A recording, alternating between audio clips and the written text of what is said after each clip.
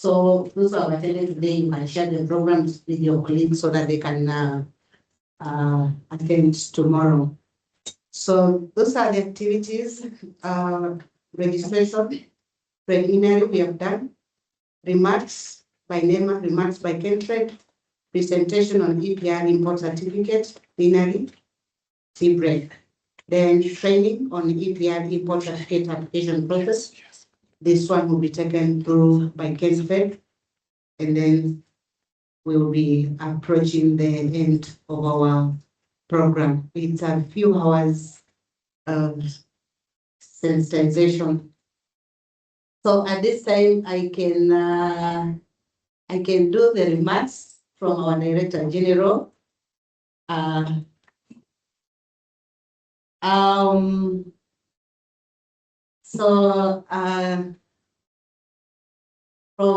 From NEMA side, we are here in the coastal region.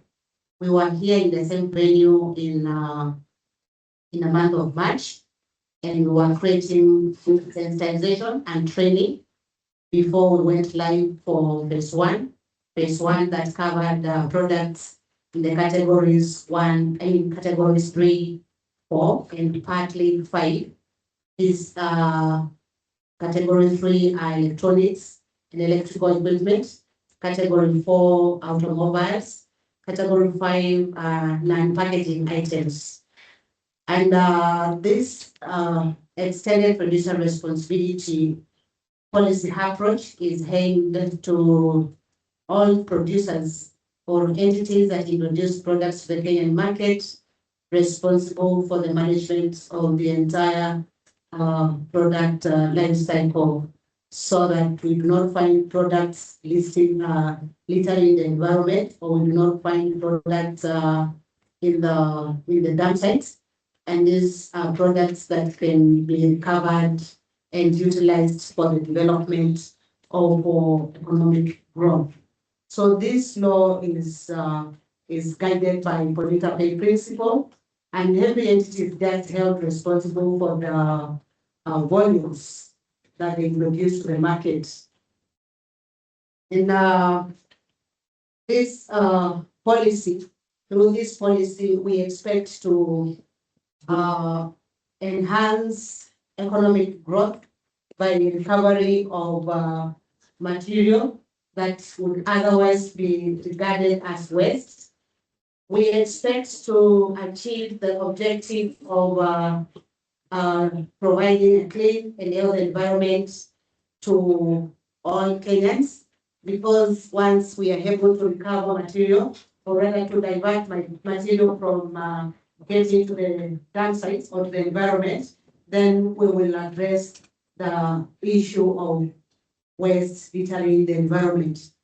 Through this policy, we also expect to reduce the pollution related to improper or inappropriate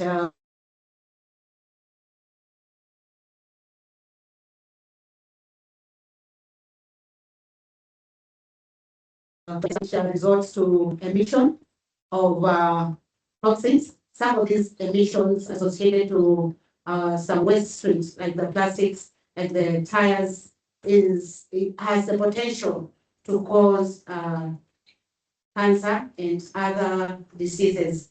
So through this policy approach, we expect to reduce pollution that is associated with products. We also aim to reduce environmental degradation occasioned by disposal of waste. We endeavor to achieve sustainable development by recovery of resources. These resources is retained in economic growth, or rather is retained in circulation instead of the resources becoming waste. So this policy approach has many benefits as compared to the issues that we are here to address and that we have been addressing.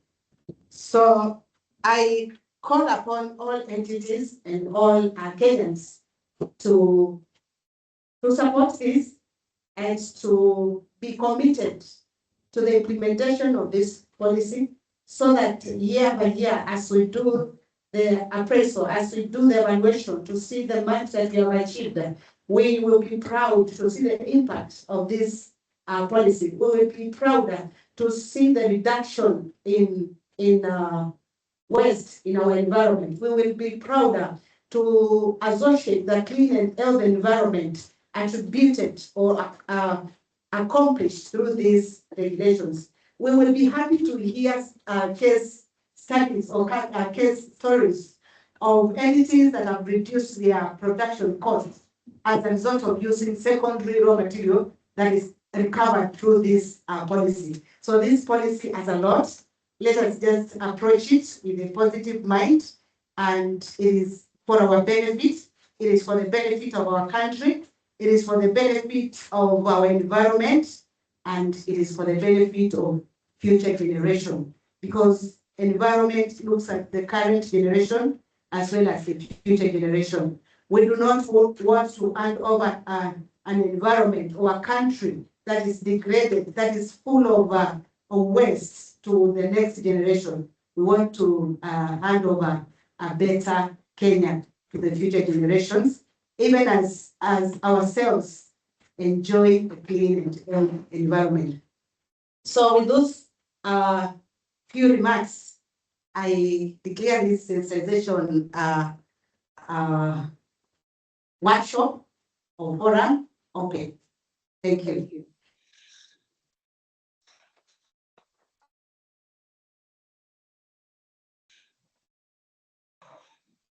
As per the program, I welcome Madam Hilda from Kentrade to give the remarks from Kentrade. Thank you.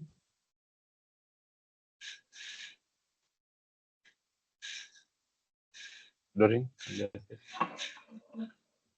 Doreen assist.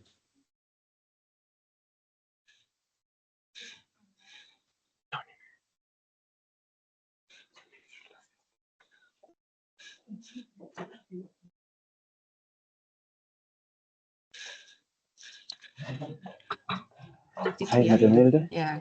No, we have a link. Oh, Do you mind joining? No, it's okay. Okay. So I'm saying we are having a link which we can share, and then those people who are not here could as well join. oh, you want me to join right away? Yes, just join in. Did you share a link with Madam Hilda? Yeah. Yeah. So you have your email address. Very fast, I can just text the link on your. Yeah.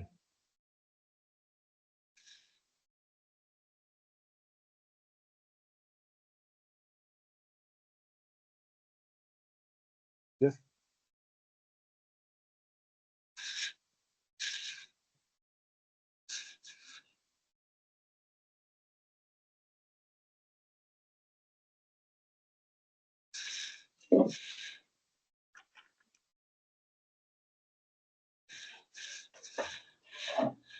So she'll add you as well. Yeah. Yeah. So that you can get it.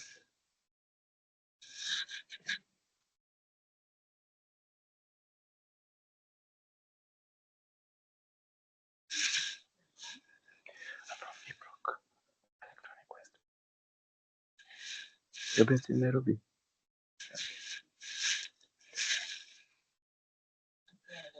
Yeah. It's okay. You can always proceed. Yeah. So join in. And once you join in, I can request Madam to stop sharing, and then we'll see. Oh, okay. It's okay.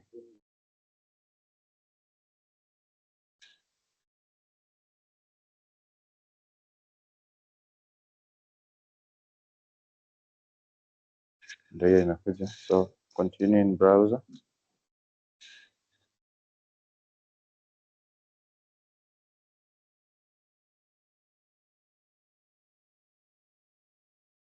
So join now.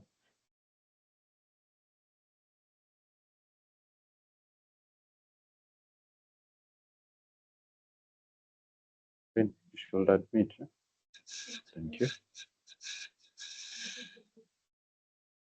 So I'll need to stop sharing and then you'll share. You need something to share? Sharing and then it's okay. You can just proceed. That's fine. That's fine. So you can just click. So you're in the meeting.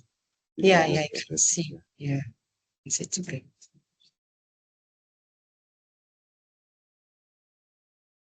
Okay, now you can proceed. Yes. Okay, good morning. Good morning, ladies and gentlemen. Like you had, my name is Hilda from Kenya. And yeah, I'm here to represent Kenya. And you're good. Yeah. Okay, I think this is better, yes. Yeah, please receive greetings from the CEO Kenya. Yeah, from that. The echo is too much. Yeah, so again, please receive greetings from Kentred CEO management who have allowed me to take part in this sensitization from today. I think we'll go all the way to Wednesday. And this EPR process is a collaboration between ourselves, NEMA, and also we were also collaborating with KRA. And now we are here to involve you as well in the process. And the success of all this depends on partners working together, and you are our partners, same as NEMA and the rest. We have done our best to ensure that the NEMA EPR Import Certificate has been integrated in the single window system. That's the trade facilitation platform. But we all know that the system readiness is not enough. The operational readiness is also as important as the system readiness. And that's why we are here to ensure that you're ready as we go live with the implementation of phase 2 of the EPR process on the single window system. Now, Kentred remains committed to supporting stakeholders throughout the implementation.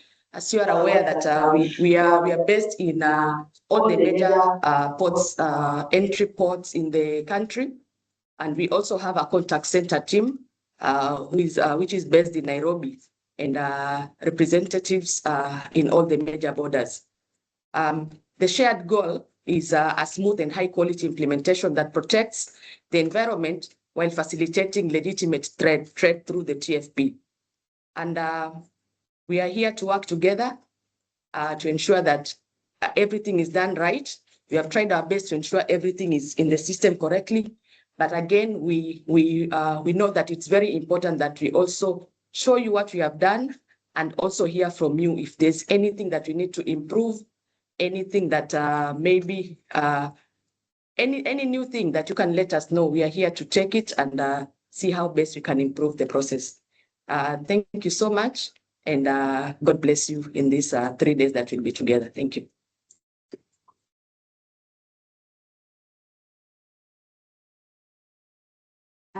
Thank you, Hilda. On behalf of Kentred, let's appreciate Kentred.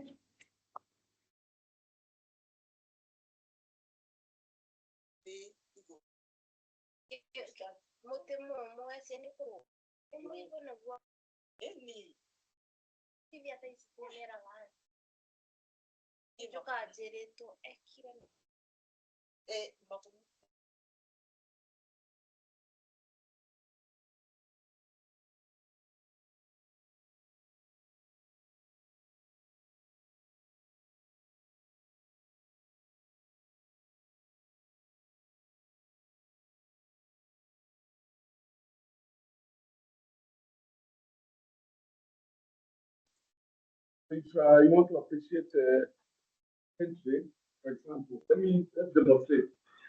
It's not like this. Do it twice, then you shall see them. Okay, let's go. 1, 2. Quick. Who has US president? According chair. Let's do it again. For her break. 1. 10. Very good. 100%. Thank you so much. Mandy, for a small suggestion for Sarah and Hilda. We're going to proceed with, I'm going to be a moderator. We're going to proceed with the tentacle, or rather the program as it is. We have next our presentation from EPR Import Certificate is from NEMA. We're going to allow the presenter to finish the presentation. So in your question, Let me do that. I know you do have, you're going to note them down. Make sure that you're precise and to the point. That way, come to the section of Q&A, preliminary, that you're going to have answer of the question. So I would like to invite Anastasia to go ahead with It's the okay. presentation. I got you. I'll sort you out. Don't worry. You're good. Please proceed. You're fine. Already there. You got out. If you done, please proceed. Have the mic. Sort you. Thank you. We'll take us through few slides on extended producer responsibility regulations. This time we will focus on import certificates. And I can give an introduction into this policy approach. We're able to see on our end, so you can just use. We're good.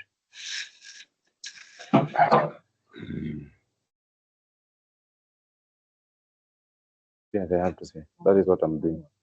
Yes, they are doing. Yeah, they'll be able to say as well. So as John is working on the presentation, I can just give a brief that the standard producer responsibility regulations are anchored on the Sustainable Waste Management Act of 2022. And this Act, Section 13, provides that all producers bear extended producer responsibility obligation for the product and packaging they introduce to the market. And this regulation provides for importers to obtain what we call extended producer responsibility import certificate.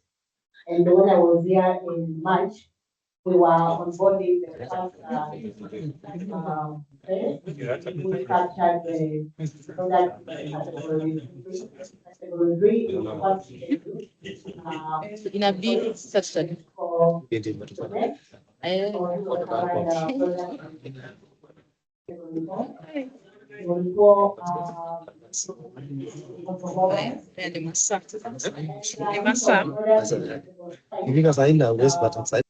and packaging items.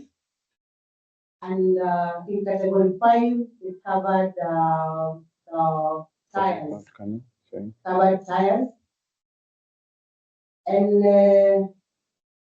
we have been implementing that from 14th of March to date. And when I was here, I captured concerns from the related community, from the importers, from the clearing agents, and from other import sales actors. Yeah. And because of those comments I captured here, we now have phase 2.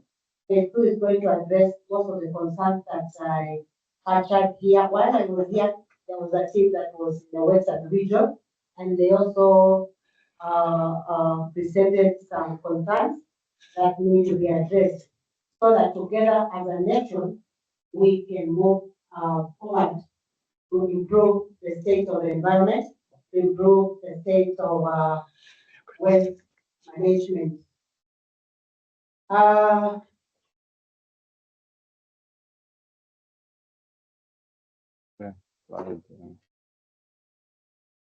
You're good, we can start. So that is the presentation. I will share the presentation after this meeting so that we can continue to go through the slides and to understand the environment better. So that is I'm just going to do an introduction. We will look at the objectives of EPR, extended political responsibility. Yes. It's another company that looks EPR. This is EPR, extended producer Let me do responsibility. that We immediately. just extending the responsibility of a producer for just introducing products to the market so that can cover the remaining phase. That is the company of consumer. Then we will also look at the obligations for our producer in this regulation and how producers can execute those obligations and the benefits.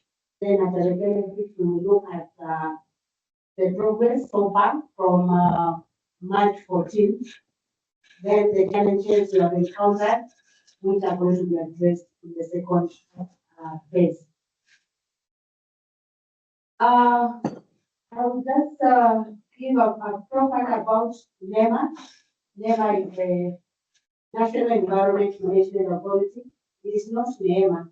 NEMA is GRACE. So National Environment Management Authority is a government agency. It's a parastatal under the Ministry of Environment, Climate Change and Forestry. And there's the environmental law that we use in Kenya. It's called Environmental Management and Coordination Act 387. This law was developed and enacted in 1999, and this one was after the world had cities, and they had seen that the environment was changing. I'm not talking really about climate change. That environment needed to be looked into. That environment needed to be part of our development policies, so that the development that we do globally is development that protects, preserves the environment for future generations. This was a realization that environmental resources were depreciating, or rather they were getting depleted. They were not replenished. So after the meetings that were held, the first meeting was held in 1972. You hear about the Stockholm Convention. Then after that meeting, the different countries were required to establish agencies for the protection or management of environment to ensure that environmental resources are utilized in a sustainable manner. So this act, the Environmental Management and Coordination Act, highlights the implementing agency as National Environment Management Authority. So that is where NEMA draws its existence and powers from. So NEMA, as established under MCAN, is a principal instrument in matters of all environmental policies.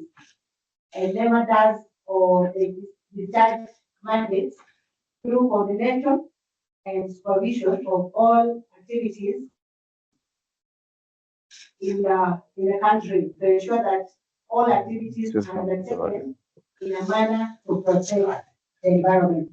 To ensure that if we are cutting trees, we have a way of ensuring that the ecological function that that tree was offering is sustained. That is why, as a country, we insist on planting trees. We insist on undertaking development projects that ensure that environment is not degraded. And that is why in the fifth point, we promote integration of environmental considerations into development policies, plans, programs, and projects. Anytime anyone wants to undertake and develop a project, we have to subject it to what we call environmental impact assessment, so that you can see how that project is going to interact with the environment, what are the negative aspects, what are the positive aspects, how can the negative aspect be addressed to ensure that the project does not cause environment degradation. Policies, plans, and programs. Anytime the government does policies, they are subjected to what we call strategic environmental assessments, as well as programs and plans. NEMA is, I don't want to say it's circular, but it's complete. We have main directorates.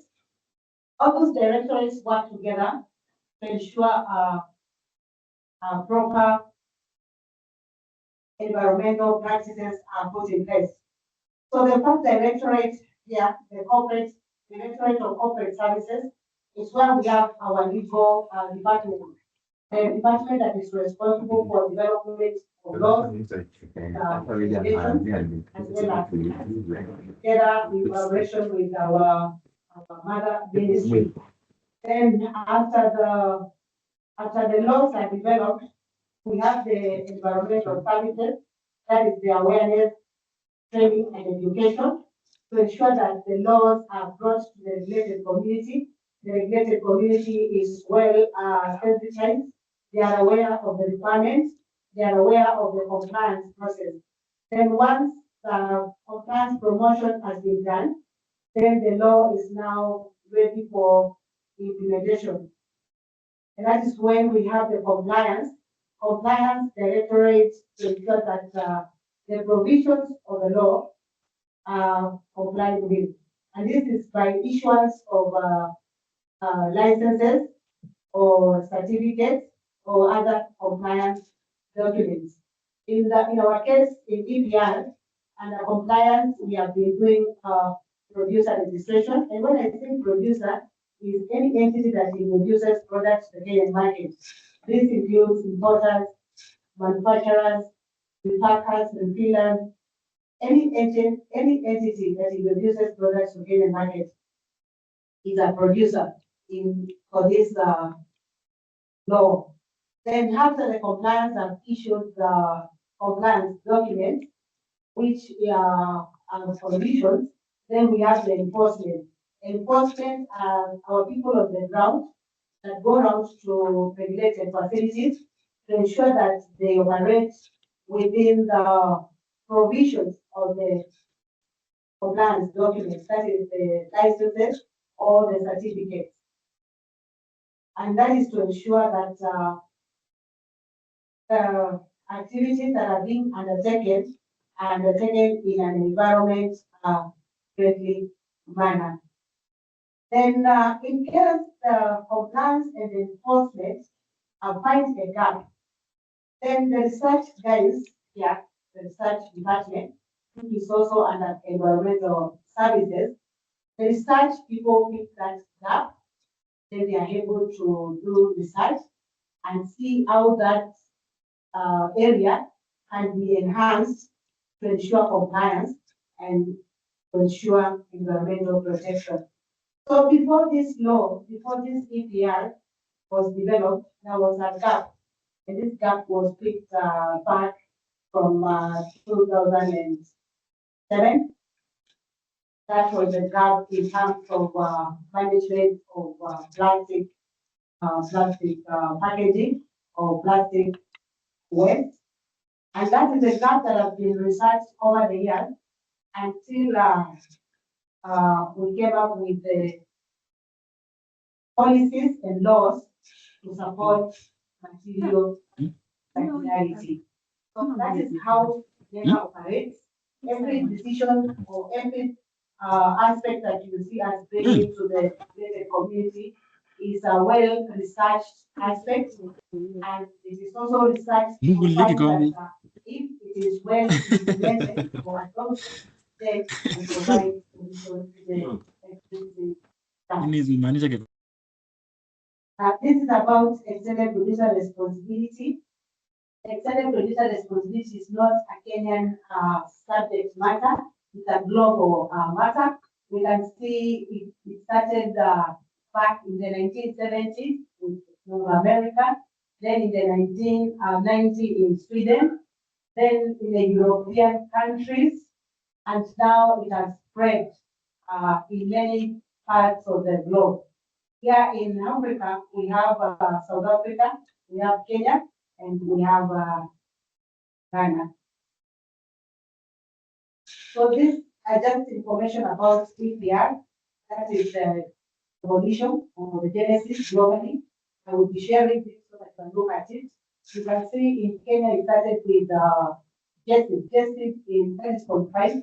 In 2016, the Green Economy Strategy and Implementation Plan for 2016 to 2030. And this is the first time I saw the word EPR being used as an approach for waste management. We will look into details. So this is the evolution in Kenya, evolution of EPR in Kenya. I have talked of the 2007 attempted ban on plastic bags. This one did not go through. Then we had the one in 2010, again it was opposed. Then we had the one for 2017, which went through these court cases. Then after this went through, all plastic bag users, importers, manufacturers were required to regulate it. And we regulated them through exemption letters. These exemption letters were for products that have no alternative packaging. Otherwise, all the from plastic bags, alternative and plastic packaging.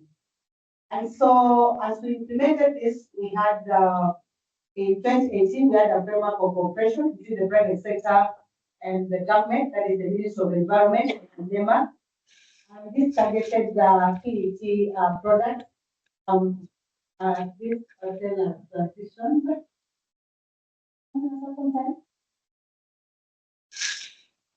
Last time we were here, we had samples of PET material, but today is good. This facility is a sample facility, and it has led the way in showing that we can use non-plastic packaging. This is reusable, so it has a number of benefits. So for the PET, there are those plastic bottles that are commonly used for beverages. And so in this framework of cooperation, the private sector committed themselves to ensure collection of PET resultant waste and proper management for the same. It is this framework of cooperation that saw the establishment of PESCO. This was the first producer responsibility organization that was established to manage PET products.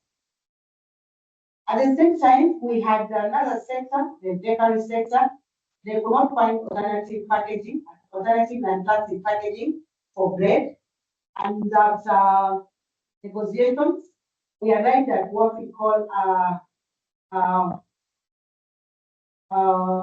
that is the negotiated compliance, whereby the private sector committed themselves to ensure the collection of all the development waste from the bakery product. And that is how in 2020 KEPRO was formed, basically for collection and management of plastic waste resulting from bakery products.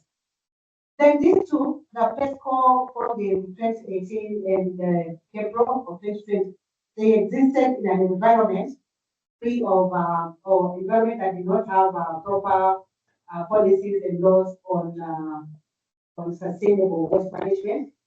And they encountered challenges such as free riders. Free riders are entities that want to introduce their products to the market, but avoid the responsibility of collecting off-site products. So because of that, the government began the journey of developing laws to support sustainable waste management. And that is how in 2021, we had the National Sustainable Waste Management Policy, which was launched in UNEA 5.2. And this policy and such policy directives on how materials should be handled and how waste management facilities, that is the disposal sites, the material recovery sites, should be established and managed. So this policy, to implement the policy and directives, we had now the Sustainable Waste Management Act of 2022. And this act as a specific section, that is section 13, 1 and 2. Section 13 is the one that requires all producers to bear extended producer responsibility for the products and packaging they produce to the market. That is part 1. Then part 2 requires producers to bear that responsibility either individually or collectively. So that is how the Sustainable Waste Management Act came into effect.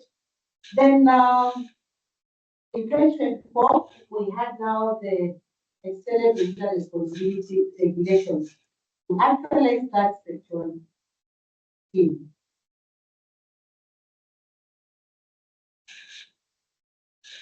These are the objectives, the only 3 objectives for the extended producer responsibility regulations. 1, to hold producers responsible for their product and packaging throughout the life cycle of the product and to consumer. 2, to provide the framework for establishment and operation of mandatory extended producer responsibility schemes. 3, to operationalize polluter-based principle. Polluter-based principle is an environmental principle. You find it in CAMCA as well as in Sustainable Waste Management Act. And it's a principle that requires entities that are responsible for pollution to also be responsible for cleaning of that pollution and compensation for the affected area of the environment or affected members of the public. So those 3 objectives. These are the this is the scope of this regulation. 1, it covers products. That's the first column. These are products that negatively impact on the environment, human and animal health. These are products that pose challenge in terms of reuse, recycling, and recovery. These are products that have high management costs for consumers. Then 2, it covers the producers or the owners of those products. Those are the importers, manufacturers, retailers, the brand owners, or the entities that introduce those products to the market. Then 3, it covers the schemes. Schemes are the arrangements that are done by the producers for the management of their products. We have individual extended producer responsibility schemes, where as an importer or as a producer, I decide to manage my product individually. We have collective extended producer responsibility schemes, where producers of similar products agree to come together and manage their products and packaging collectively. These are the products. This is the first schedule that shows the products. Number 1, these are packaging for an hazardous product. Then 2, hazardous product packaging. Then 3, electrical and electronic equipment, mercury auto switches, thermostats, battery and accumulators. Then 4, automobile, aircraft, locomotives and spare parts. Then 5, and packaging items. The reason why they are in 2 different colors, the ones in green formed our phase 1, then the ones in blue formed our phase 2. As we continue, you will realize that some in green have been considered in phase 2.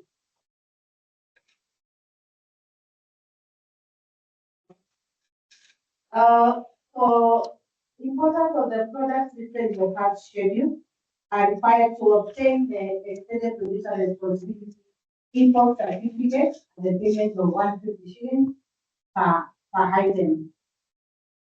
This fees or these monies that are collected are put in the restoration fund, and they are used for management of residual waste. The residual waste is that material that cannot be recovered because it cannot be reused, it cannot be recycled. It has to be either left somewhere to waste, or it has to be disposed in another environment-friendly practice or technology. So this piece, the 150, is not for post-consumer waste. It's for residual waste. So these are the things that will be used to take care of the final disposal facilities and other facilities to enhance or to support recovery.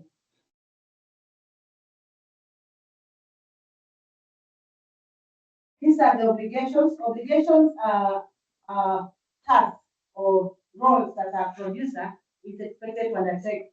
The first obligation is all producers of the items are displayed in the first schedule are expected to apply for registration. And then after they are registered, they are expected to put in place take-back scheme, a system of ensuring that their products are recovered and returned to them or taken for proper reuse or recycling. Then number two, producers can operationalize number two through one in number three, either setting up and registering an individual scheme or joining a collective extended producer responsibility scheme. And once they set up the schemes are expected to provide reports on their progress to NEMA. These schemes or the producers are expected to design products and packaging material that reduces on waste, that are easy to reuse, to recycle, and to recover, and materials that can accommodate or absorb secondary raw material. Of course, this also takes into consideration other standards like food standards, public health standards, or industry standards.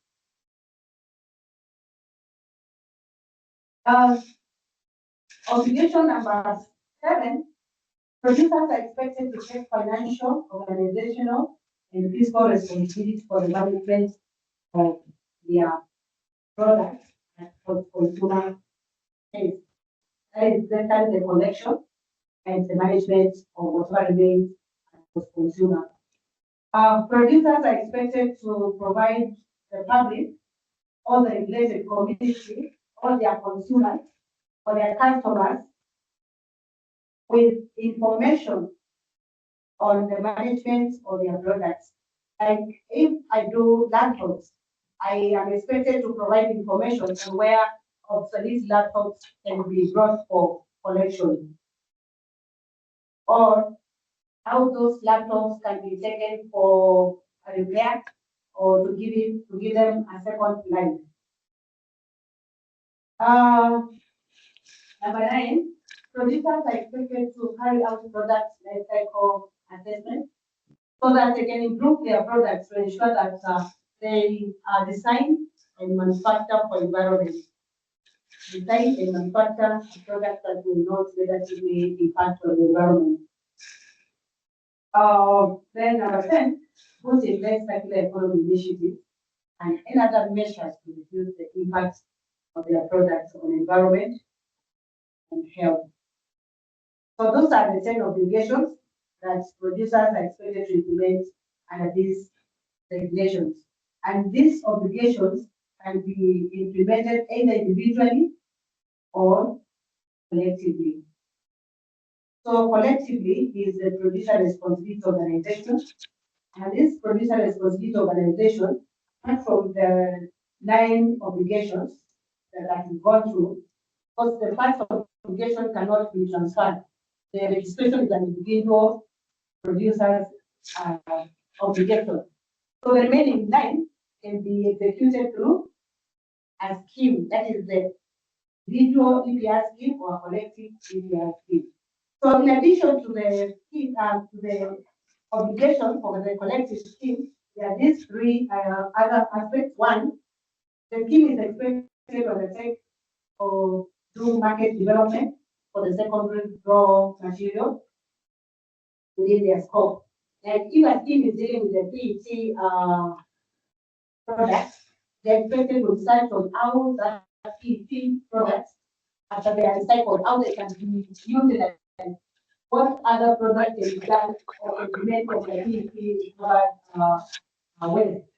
Then two, they expected to research, establish research and development programs with existing already started research institutions like the universities on how they can improve material recovery, removal of water, the adoption of cleaner production technologies, and such.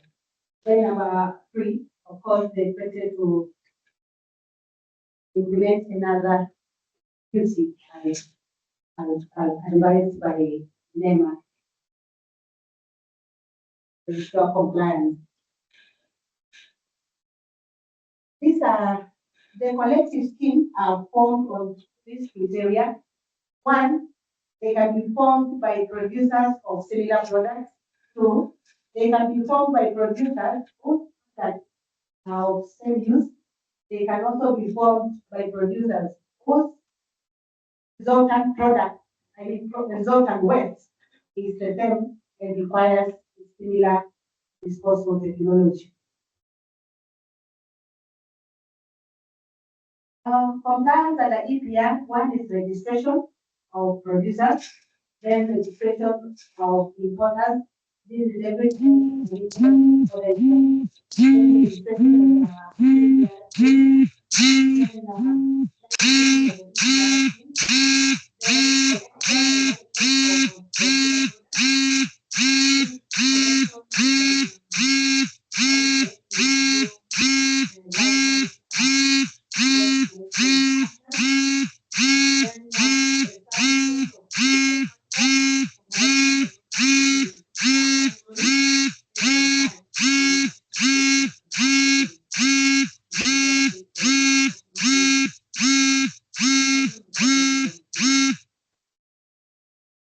This is the process.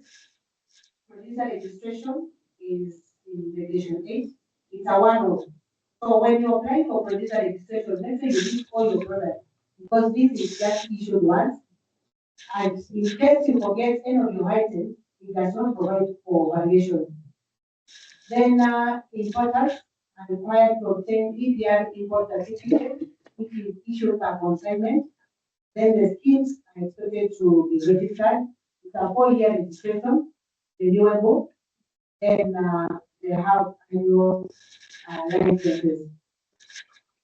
These are the benefits of EPR realization, and the benefits of EPR, benefits of the approach or the policy approach. One, realization of the rights to clean and health environment. If they are able to recover their own material from the environment, they will achieve a clean and health environment for all people. Number two, reduce waste related pollution. Actually, I talked about this. Improve public health, bring jobs. As we speak here, there are people that are already in this sector, so this sector needs to be improved because of integrating EPR. They will be able to get clean material that can be used in production processes. There's reduced cost of production due to use of second raw material as compared to use of virgin material.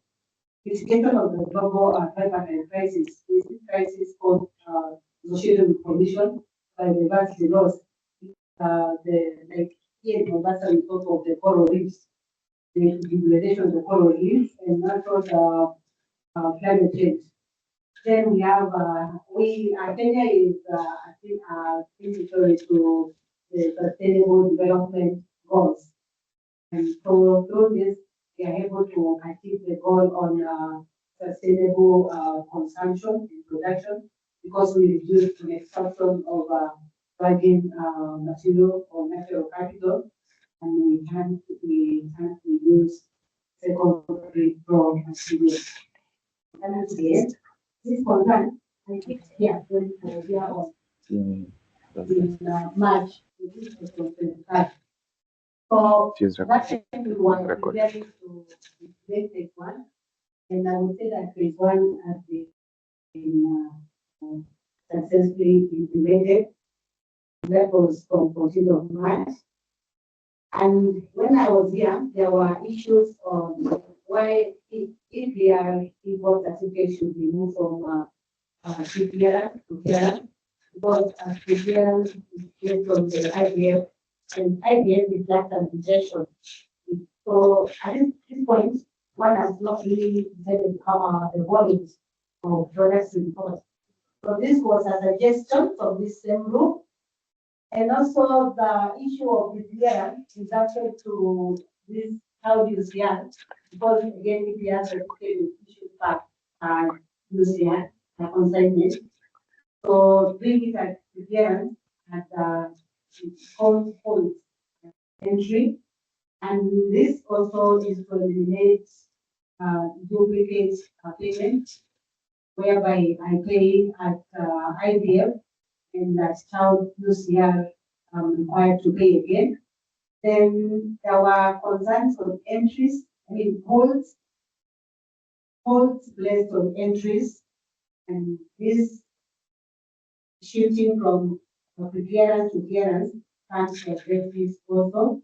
Not all the aspect of part shipment where I do an idea and bring in questions, not all idea products. So these are the issues I picked, and these are the issues that inform phase 2.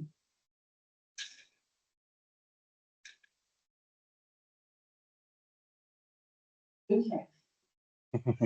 It was Isha. So the phase 2, I have said now that that slide that I just projected, that one is now the link between phase 1 and phase 2. And so phase 2 is targeting products that cannot be considered as units or single items, but those that will have to be considered in terms of bulk packaging. Those are products in category 1, 2. I said some in category 3. Those are items of low monetary value, and some in category 4, the spare parts. Then category 5, most of them will be in phase 2, where we are going to look at items bulk packaging, secondary packaging, not a pilot, secondary packaging. So if I leave it at this, then we'll be able to connect with after T, we will be able now to connect with phase 2. I think someone's expectation has been met. Someone said I just want to know more about EPR Import Certificate. So as I was doing that presentation, I could see some people nodding. We're in this journey together as design innovation anthem. Thank you. Over to Kelly. Thank you so much, Anastasia. Let's appreciate Anastasia. 5 factorial. No. 5 factorial. That was going to do 5 times, 4 times, 8 times, 2 times. Factorial. Mathematics factorial. Up to 1, and then we give up. Okay, let's go. 1, 2, 3, 4, 5. 1, 2, 3, 4. 1, 2, 3. 1, 2, 1. Thank you. Thank you so much. I think that was very elaborate presentation on IPR.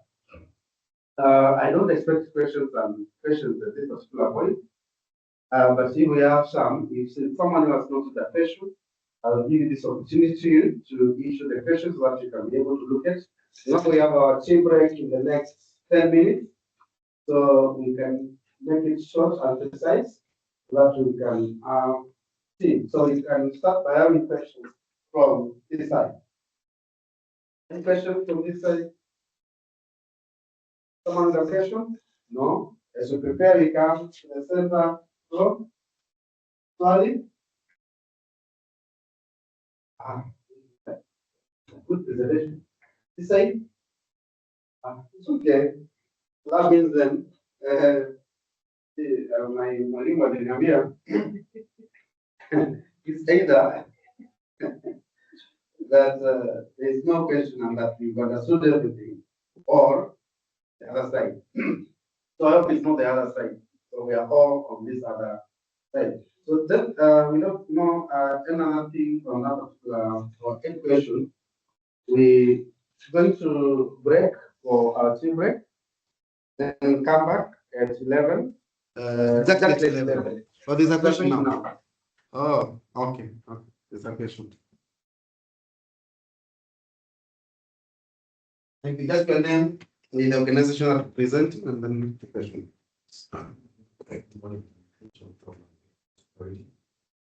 Question I have is on the charge of 50. Mention is going to be used for post-consumer and residual waste. It will also be put to the residual fund. And since you said this is storage, we're going to this one. You have any cases or any filters or any, any implementation status as to how this one has been rolled out? Just to understand that. Thank you for that question. First thing about phase one, rollout. Madam?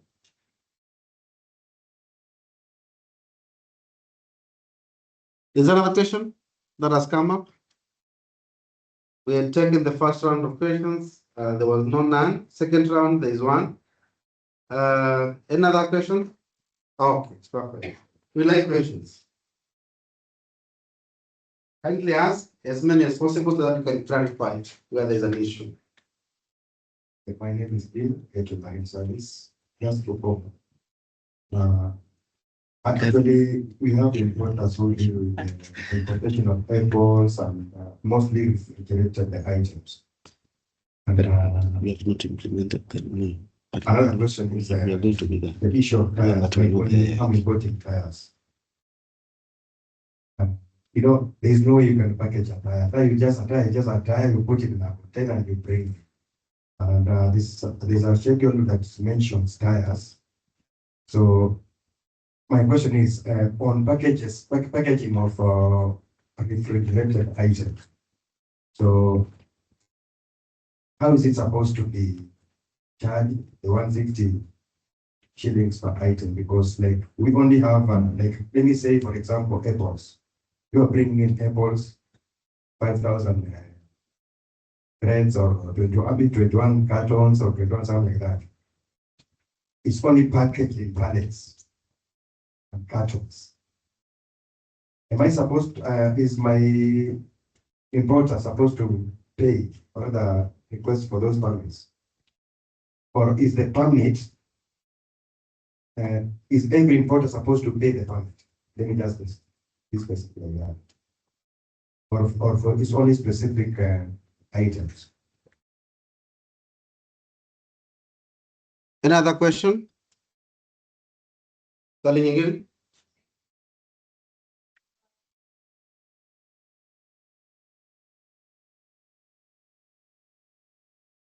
The restoration fund, 150 is being charged. Will be put in the restoration fund, is that correct? That's what's there. Now, as you're aware that solid waste management has also been involved. So my question is, after counties know that there's this charge, the national government is collecting, are they also going to impose theirs, or is a way of work to them that because they're the ones again who are managing waste the county? So is there a way that the county is part and parcel of this? Because again, as I'm sitting here, I'm not seeing anyone in the person county. And those are the challenges we face. The national government comes up with something, the particular levy, then the county also comes and does the same. So maybe that needs to be clarified. That now we don't end up having charge. Thank you. Thank you. Another question? Another question? It's okay. So as Anastasia comes to answer those questions, I basically like to start from where you stopped on the issue of the county and the national government. Remember when Anastasia was going through the presentations, he mentioned very two key wastes here. There is residue waste and there is post-consumer waste.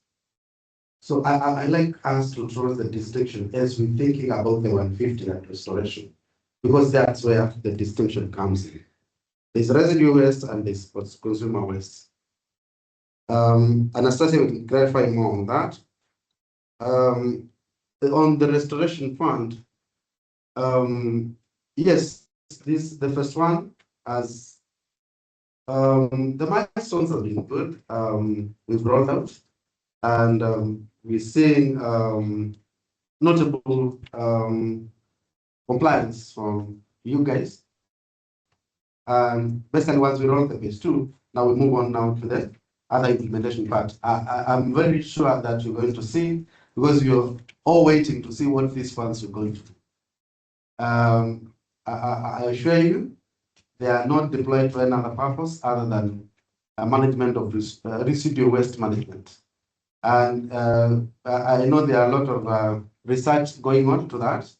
So immediately once that is finalized, you'll be able to see what will come from that. But currently now, there's nothing that you can attribute, you can see and say, this is what's happening, because we are in the RD point, research and development point. So from there, we're going now to implement it so that you can see what we'll be looking at when we're talking about residue waste management.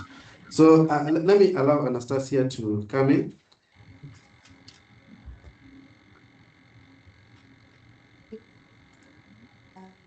Go to the question on refrigerated items or products. And we just want to clarify that this extended producer responsibility regulations covers products and packaging. If I'm bringing, if I deal with like apples, my product is apple and it's packaged. I cannot just take it to the market without the package, or rather I cannot import without the packaging. So this apple, once I bring, it's consumed. But what remains is the packaging. So if whatever product you're dealing with has at post-consumer, it will generate waste, or at end of life, it will become waste. 30 seconds to introduce yourself. We're just beginning.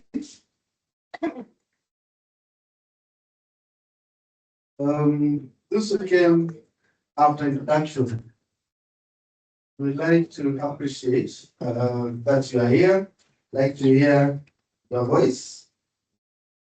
I don't know, by show of hands, who found us already introduced, to introduce themselves, that you can move together. Okay, I've seen 1, 2, 3, 4, 5, good number. So can we have another introduction for those guys who came late, as Ketred settles down for the presentation? Go ahead. Yes, good morning, too. Morning. My name is Mohammed Kassim. Okay. Mohammed Kassim to the mic. Thank you. Oh, they're using this for. Yeah, voice. sit here. Just go and sit here. Yeah. You can sit. I'm in the meeting. Yeah. You in the meeting? Yes. I'll check. All right.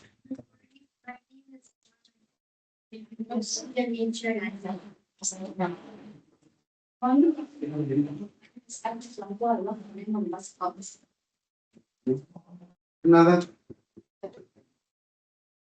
One. This is okay. I'm on the pass.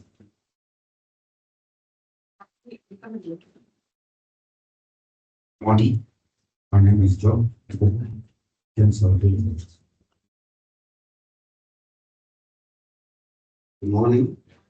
My name is Joseph Jorobi. What an idea branch system.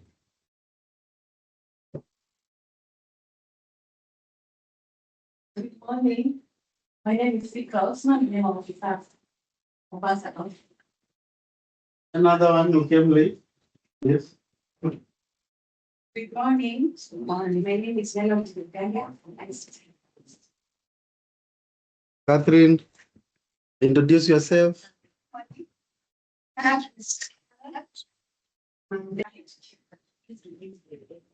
you have the Bible in Amos says, how will two walk together if they don't know each other? So I hope now all of us know one another. So now we can work together on this. So as the other presentation is being prepared, basically I'd like to establish what we've been able to do in the morning session. We've been able to know what is EPR and acronym. The other acronym was EPR and ERP. ERP. So EPR is extended producer responsibility. EPR, ERP. Correct. Enterprise is also running. So we have several ERPs and EPR. So those are two different things. So thank you. We also been able to know what the authority does in terms of circular economy. We did introduce who is a producer, or where or how the EPR regulation, what is covered in the EPR regulation. We've been able to get the distinction between residue waste and post-consumer waste. We know the obligations of producer and who is a producer. We know the benefits of EPR, among many others. Robert Swan said that the greatest threat to our planet is a belief that someone else will do what? Someone else will do something about it. So that someone else is you and me. So let's not wait for that other person to fix it for us. You make it, take it back. Thank you so much. Hilda, this was just waiting for you to be ready. So now let's have Hilda to take us through the other part of this. Yeah, good morning.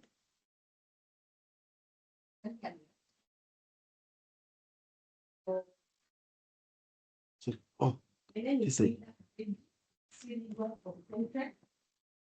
And yeah, do something with this. Okay. Yeah, so my name is Hilda. I'm just really well from Kentrek. And we've been working with NEMA to ensure that we implement the NEMA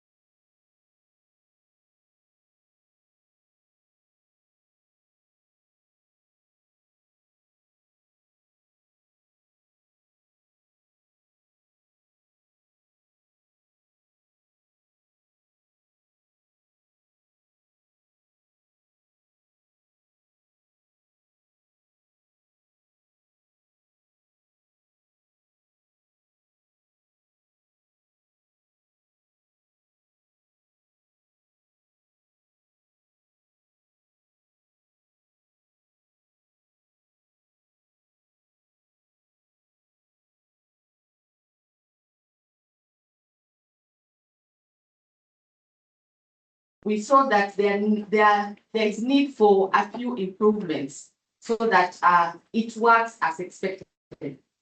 So what we have done is we have done a few changes to the system, and this is why we are here, to let you know what are these changes that are going to be introduced in phase 2. And we want to prepare you, traders, because even if the system is ready, how about yourselves? Are you ready to welcome the changes and to work around those changes that have been introduced in the systems? We want to be sure that the NEMA officers are ready to approve those permits. Okay. When I stand here, my work is to ensure you are ready, they are ready, I am ready, everyone is ready for NEMA EPR phase 2. And when I talk of myself, I am part of the support team. Even as we implement, if you have any issues as we go live, then I'm part of the support team myself. We have the people I've left in the office, Kentrade, NEMA officers, KRA is also in the mix. Okay? They have to ensure that all this is working as expected. We are also going to explain the transition scenarios, because remember we are transiting from phase 1 to phase 2. We will mention a few scenarios. Others, we may meet them later when everything is rolled out. And we'll also just talk a little bit about the expected interventions. Yeah, there's nothing which can be made to be very perfect, especially systems. At times you can think you've made a perfect system or a perfect product in the system, but then you start receiving new things as you roll out. So I want to say that this is also a product like any other that has been rolled out, and we will be handling them together. You report, you try to fix as soon as possible. And once you have had this discussion, we will conclude with a live demonstration of the system. How do you apply for the permit in the trade facilitation platform TFP? Yeah, we want to show you how you will apply, how the system now looks, how different it is from how it was in phase 1. So we'll take you through that. So let me talk about the changes. I know when you load an IDF in the ICMS system, it usually shows you the government agency permits that you are required to submit, right? Yeah, like which government agency? Just give me the codes. CA for anti-counterfeit. Which other one? Yes. N? DBS. DBS for veterinary. Radiation, KRPB, EPRA, like KEBS for Bureau of Standards. So those codes, we are calling them OGA codes. And for NEMA, we had the OGA called NMA. NMA. When you see in the system, it's asking for NMA, you automatically know that the system wants you to go and apply for a NEMA permit. Before 14th March, we already had permits for NEMA. Before EPR was introduced, we already had permits for NEMA. And these permits, they were ozone depleting substances related imports, import permits, which were in the system. And those ones are pre-clearance. And since NMA OGA code was in the system, we also introduced the EPR Import Certificate still under NMA, meaning it was a pre-clearance permit. You know that EPR is currently a pre-clearance permit, right? Anyone who doesn't understand pre-clearance, your neighbor on the left can tell you, or I can tell you. So these are permits which you need to apply before your IDF is approved. Okay? So pre-clearance. EPR process currently is a pre-clearance process. You need to apply for it before the IDF is approved. But again, you know so well that the EPR process looks at what? What does it look at? PRO, maybe you can let us know. It looks at the packaging, right? It looks at the packaging. And we know so well that everything that is imported has a package, right? At the time of IDF, do you know what kind of package or how many packages you have? Do we know? In some documents you may know. No. Others, Yeah, but most of the time you may not know, right? I want to have unmuted this. I'm good. Oh, I'm loud like a teacher, right?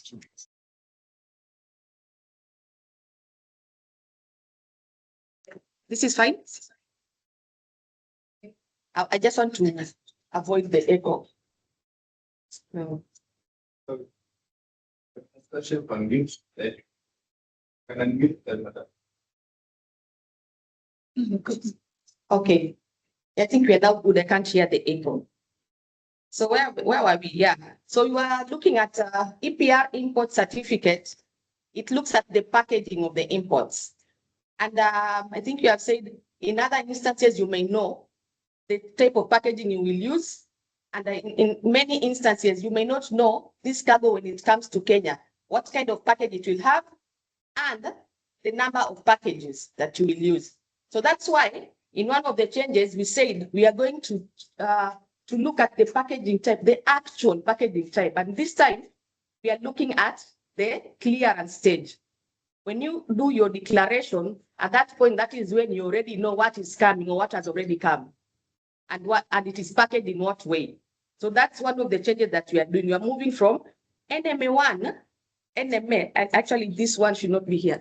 The OGA code NEMA was a pre-clearance code. Now we are moving to clearance and we are introducing a new OGA code in the system, NEMA 2. NEMA 2 will be for clearance. So when you go load your IDF and it tells you NEMA, just know that it's asking for the pre-clearance permits. Now the EPR process in the new changes, we are moving it to clearance for NEMA 2, it will be asking for EPR Import Certificate. Kuna mtu nimepoteza? Tuko pamoja? Yeah. So I was saying NEMA, please just ignore the one.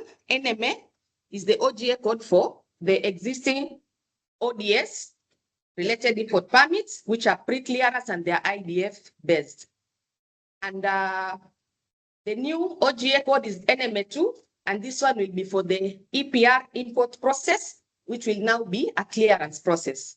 Now, another change is we are going to have additional HS codes that will attract the EPR requirements. Okay. Initially, as you may know, for those who are importing units, maybe cars, maybe big machinery, those are the ones which had the EPR requirements. But right now, we are not only looking at the unit of measure units. We are now looking at the actual package. So we are introducing everything else that is packaged with a package. Okay. So we will have new HS codes introduced, and also the fee calculation will now change.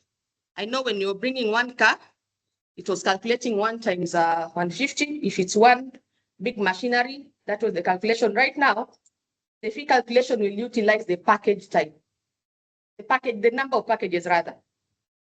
Okay, and yeah, so that's about what is changing.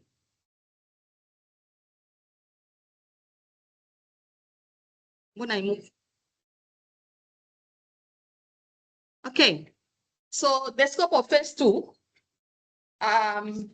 Phase 2 is going to be implemented in 3 rounds because those are many HS codes. I think there are over 3,000 HS codes, and it will be very overwhelming for you, me, and everyone if we implement all the over 3,000 HS codes at a go.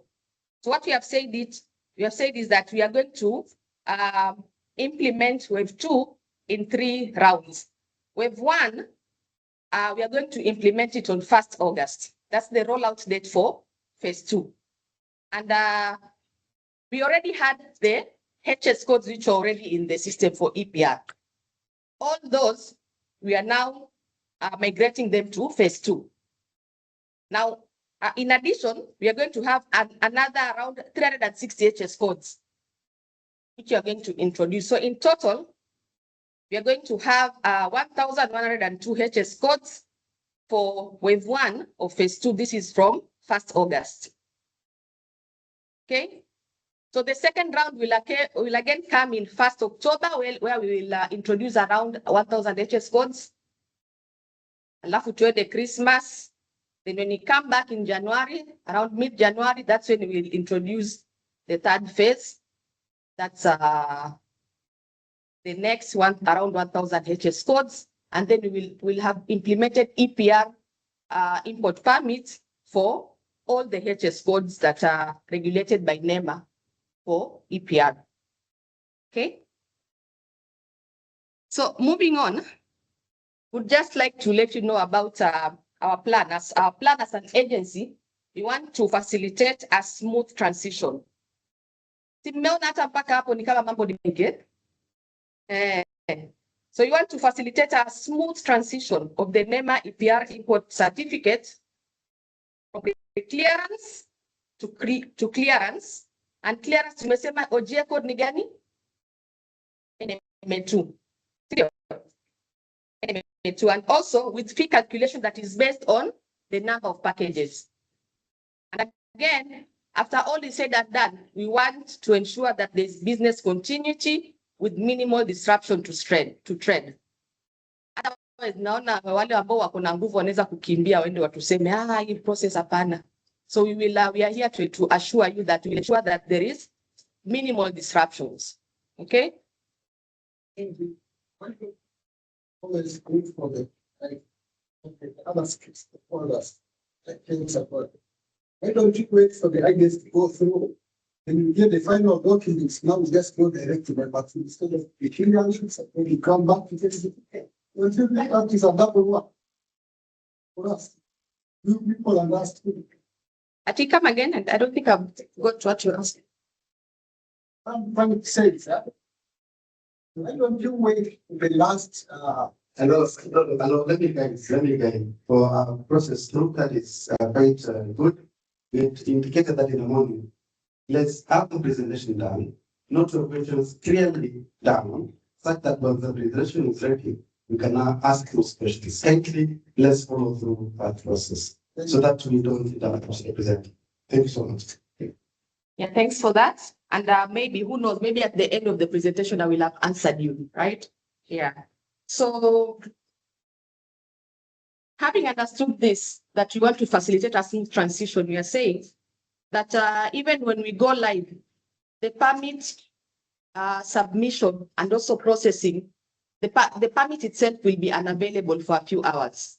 And we are going to do, we are going to announce it so that someone doesn't try lodging the permit at that time when the permit itself will be unavailable in the system.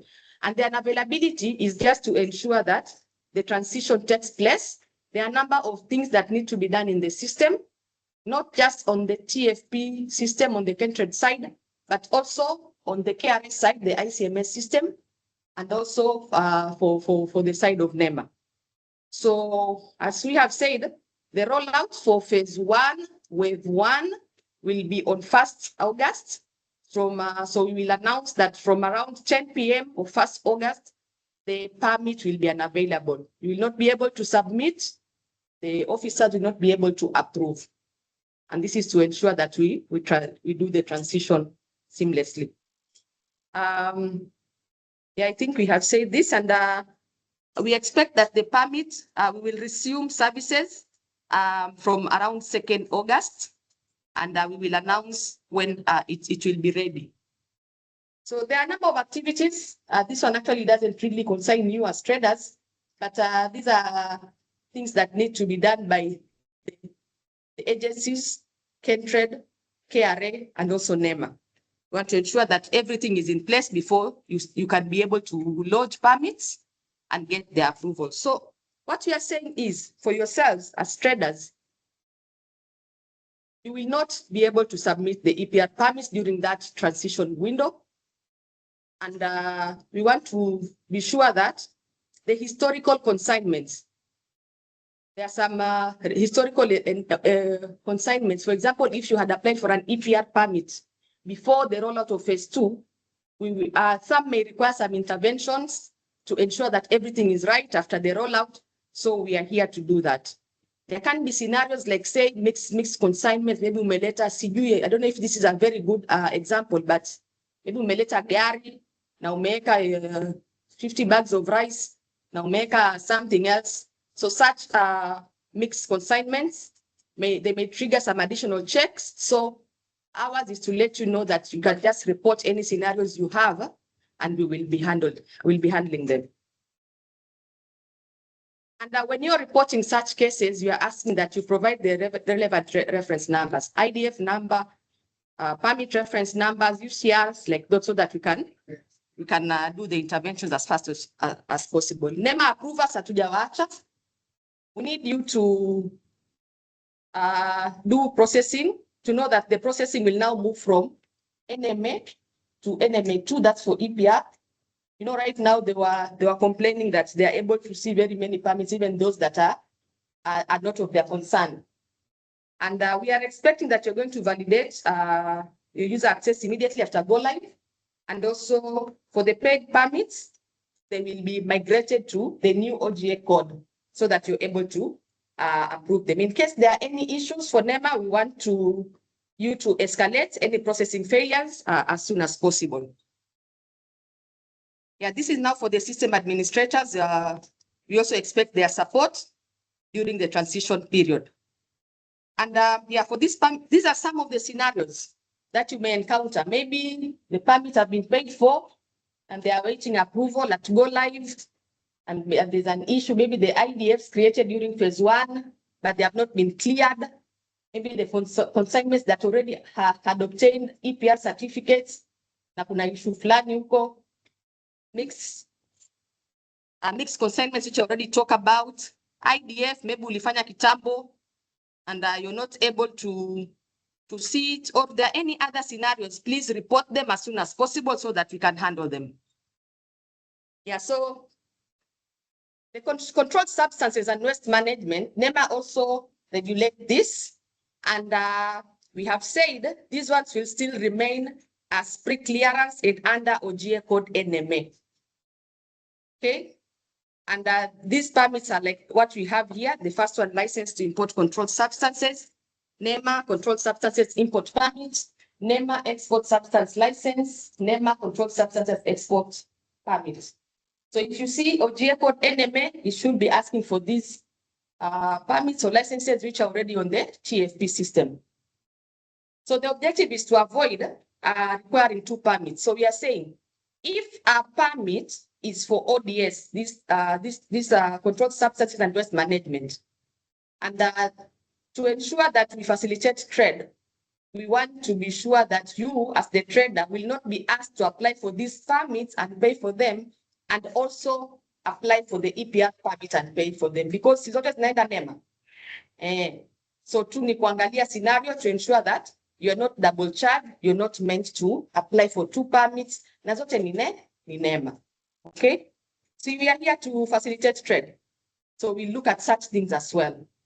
Yeah, something else that you have said is that NEMA is going to communicate the affected HS codes. ODS ama ni EPR.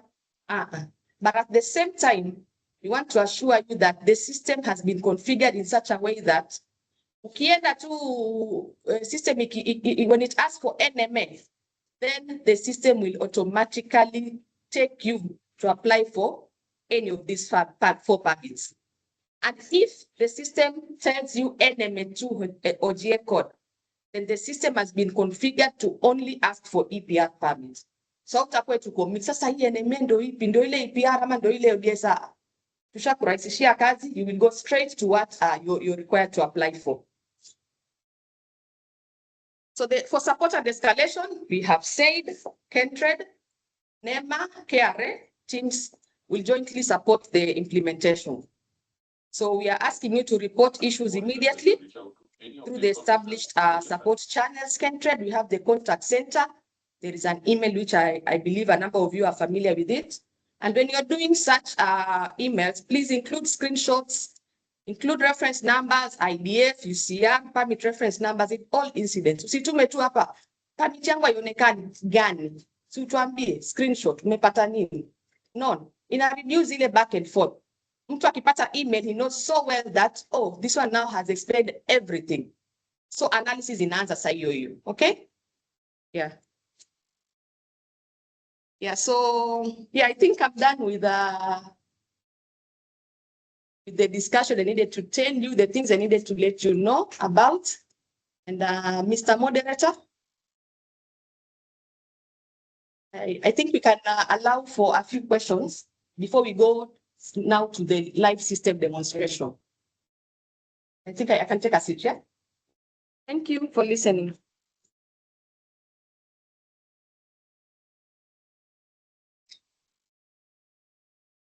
Thank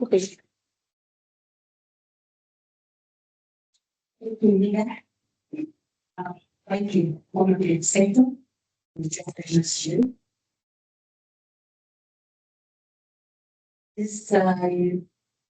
There are questions from guys again, the questions. Then we will also take the questions from these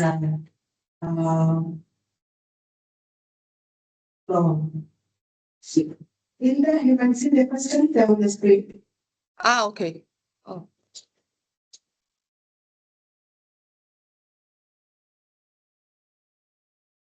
Maybe we can allow you to respond to those, then we can now take from the floor. And in most cases, we apply IDF using Proforma, which normally have no packages. We have been applying EPR at IDF stage. I've had you just, I have just had you mention that now it will be applied at clearance stage. Does that mean a single consignment will need 2 permits at IDF stage and clearance? Yeah, they don't know if they can hear me online. Yes, they can. So the answer is no. A consignment will not require 2 permits. If you had already applied one at IDF stage, then you should not apply for another one. Yeah, I think. And on Proforma invoice, yeah, at IDF, yes, you are applying using a Proforma, but at clearance, now you will use the commercial invoice, which has the actual information. Yeah, thank you.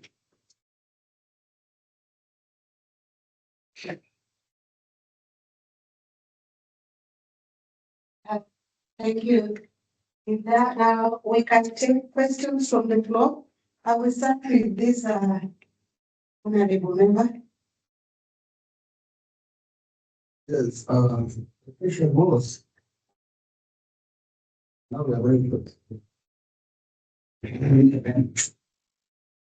Yes, we have applied for NEMA and it's our different. Simply, we are very, once we say all the is going to go, are we going to apply for the second? No. So we know it in fact. Yes. How we get in, will it be accessible to all the officers involved? Yeah, the plan is to ensure that whatever you had applied for is accessible to the officers and they can continue to process it. What constitutional actions?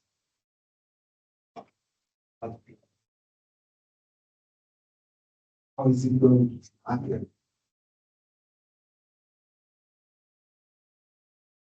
On the compost packages, thank you very much. Because I don't think any of the packages.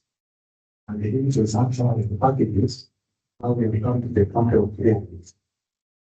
So some of the ground is a simple the option of now adding was manage those packages. So that you can direct the correct independent. So scenario 1 is the EPR permit was applied before roll out of phase 2, right? Yeah. Oh, okay. Mm. You know, it's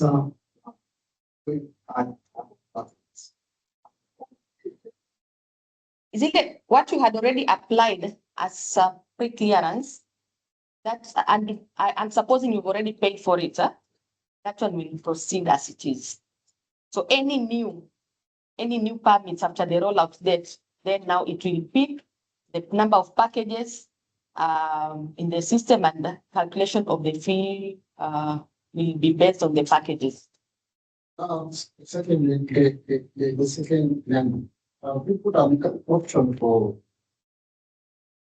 additional packages. Yes, additional or reduction packages in case of the 5 packages. Okay, maybe there's something which I didn't mention is you see, and I know you have been experiencing this when you apply for clearance permits, like KRPB radiation, KEBS. The information that is in the declaration maps from the ICMS in India TFP as it is. So whatever you would have put in the ICMS system as packages, that is what maps on the TFP. Yeah. So there is no place for anyone adding or minusing. Even joiner inatumika from the TFP system. I was asking that question because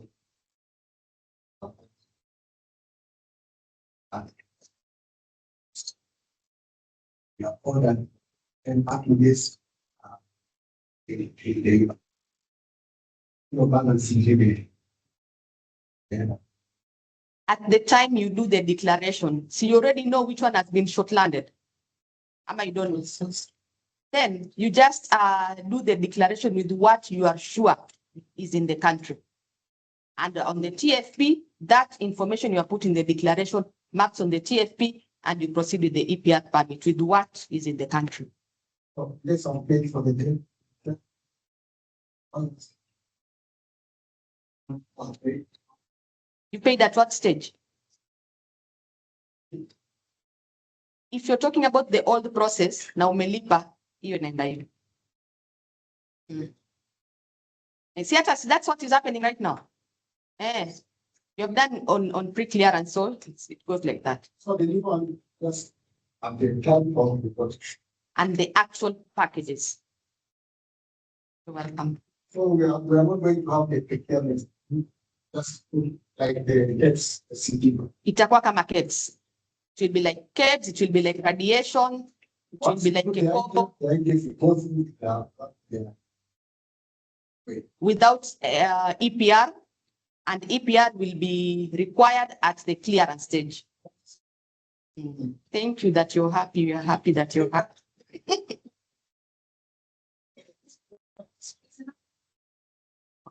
Another question?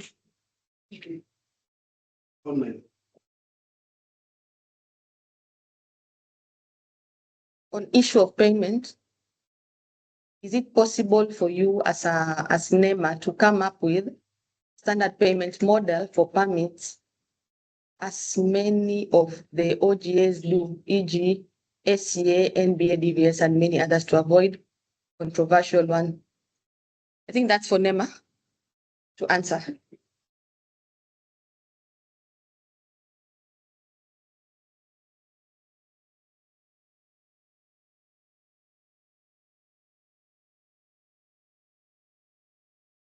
Thank you. It's a good question and a good perception as well. But currently, the way the law is drafted, it has not considered that universal or standard way of charging, because this law is about waste. So it has been, or the way the law is drafted, is to consider the aspects of pollution. So it's considering packaging as well as the product, and it is not a standard.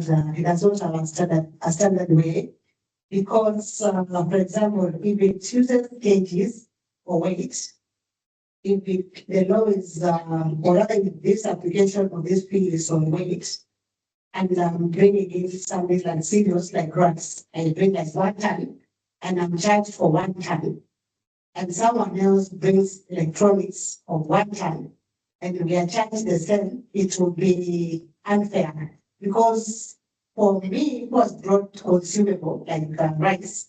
What rates at cost consumer is just the packaging.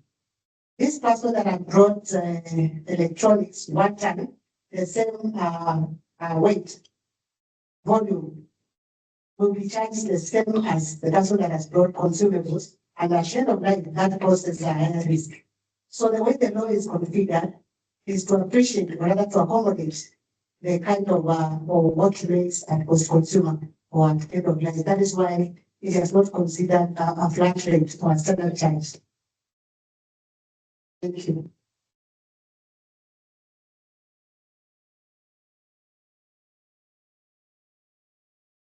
You have exemption for returning residents. Thank you. This law has no exemption because it's on waste, it's on polluter pay. Actually, polluter pay principle, it just looks at the pollution that you're introducing and holds you responsible for that pollution. So it does not provide for an exemption. Yeah. I have seen some requests from some entities like the export processing zones.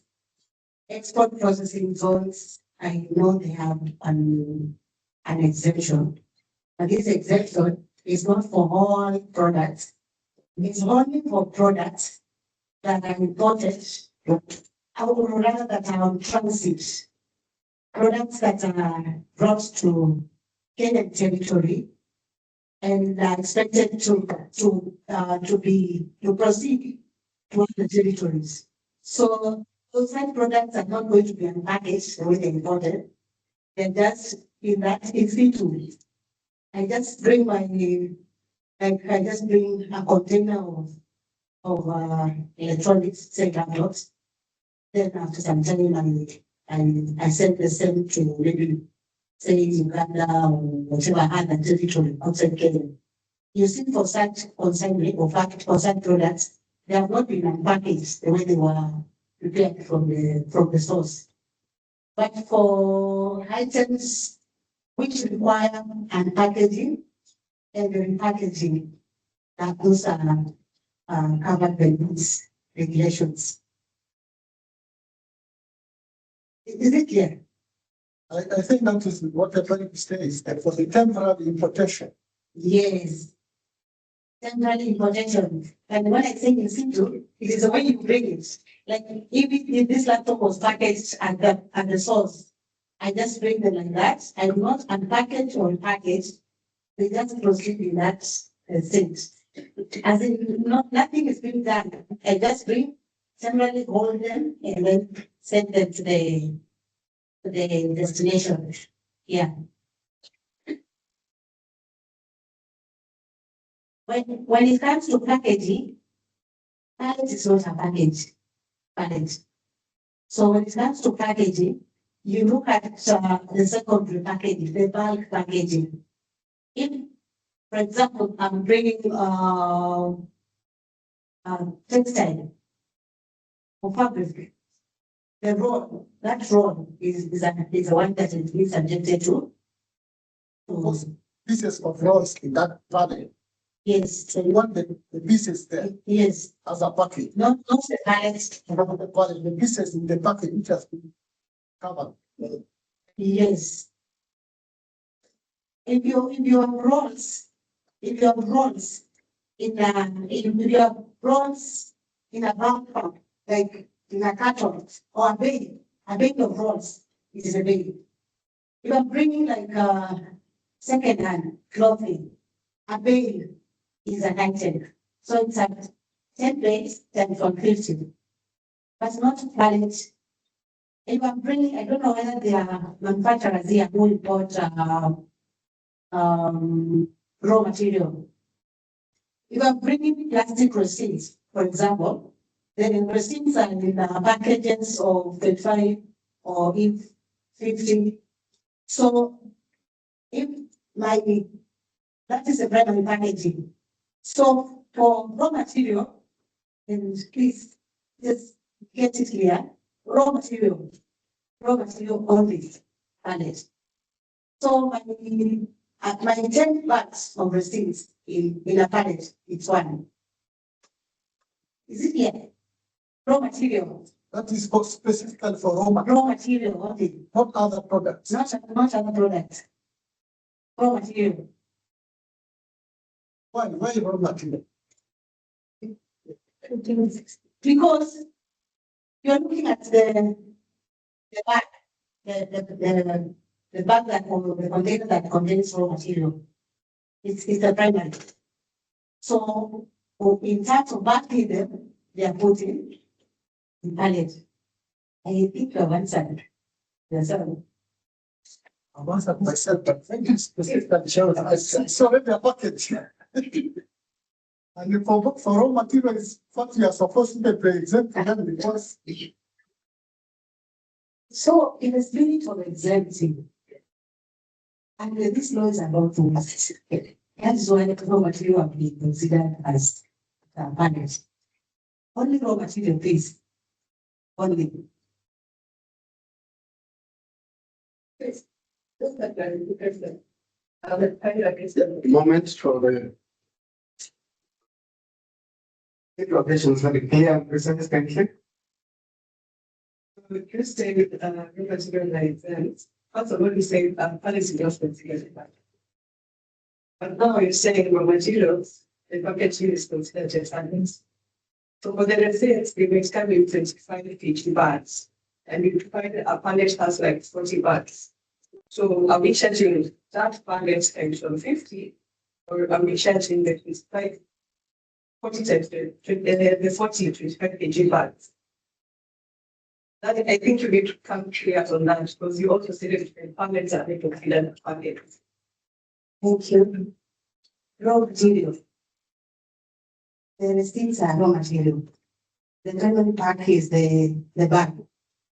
So if you have 10 or whatever number of packs in a pallet, raw material, the pallet is the item. Raw material, please. Another question. So what Anastasia is trying to say in so many words is that raw material pallet is considered as a unit for raw material only. I think that's the point. Another question? If next time we speak to have some illustrations. For example, I have a picture you get some oranges inside the actual right? So we have the main package and the oranges that are in plastic parts, right? So if you look at the principle of the residual base each principle is if you charge the whole packet, then you go for the plastic parts, and the principle that is essential. Another question? Another question? You can take questions and then we try to answer them, all of them at once. I think what he's asking is that we have some oranges that we wrapped in they've been wrapped in a polythene and then they are put in a carton. Remember these two things that we've been quite clear here. Is primary packaging and secondary packaging. I think we need to differentiate the two.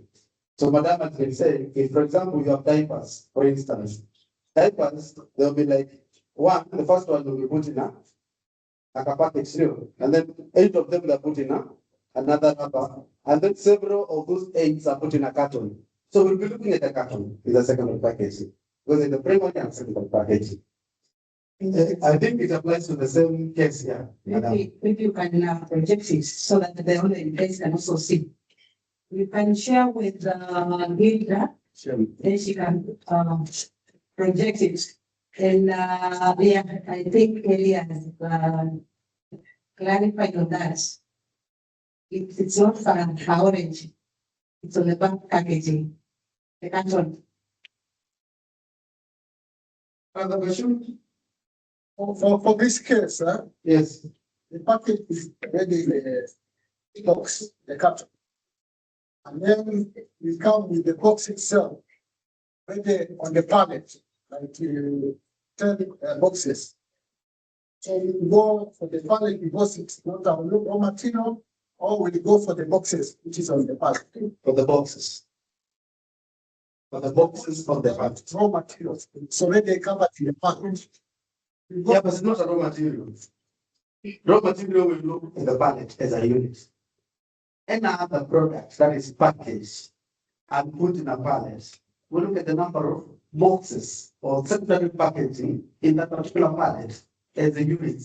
For example, if you have quantities like this ones and you have several hundred boxes in one pallet, then the boxes are the units, not the pallet. If it's a raw material, then it's a pallet. Remember that only allowable pallet unit is raw material alone. So let's not look at another item that has been packaged to be a package unit. On the supplementary, electronics, let's say then there is the household appliances. They can't be that affected, but it's like these cartons, there are 6 other in one big carton, so it's difficult to change the small one. Or 6 individual cartons, the individual packaging. But I'm Secondary packaging. If I check like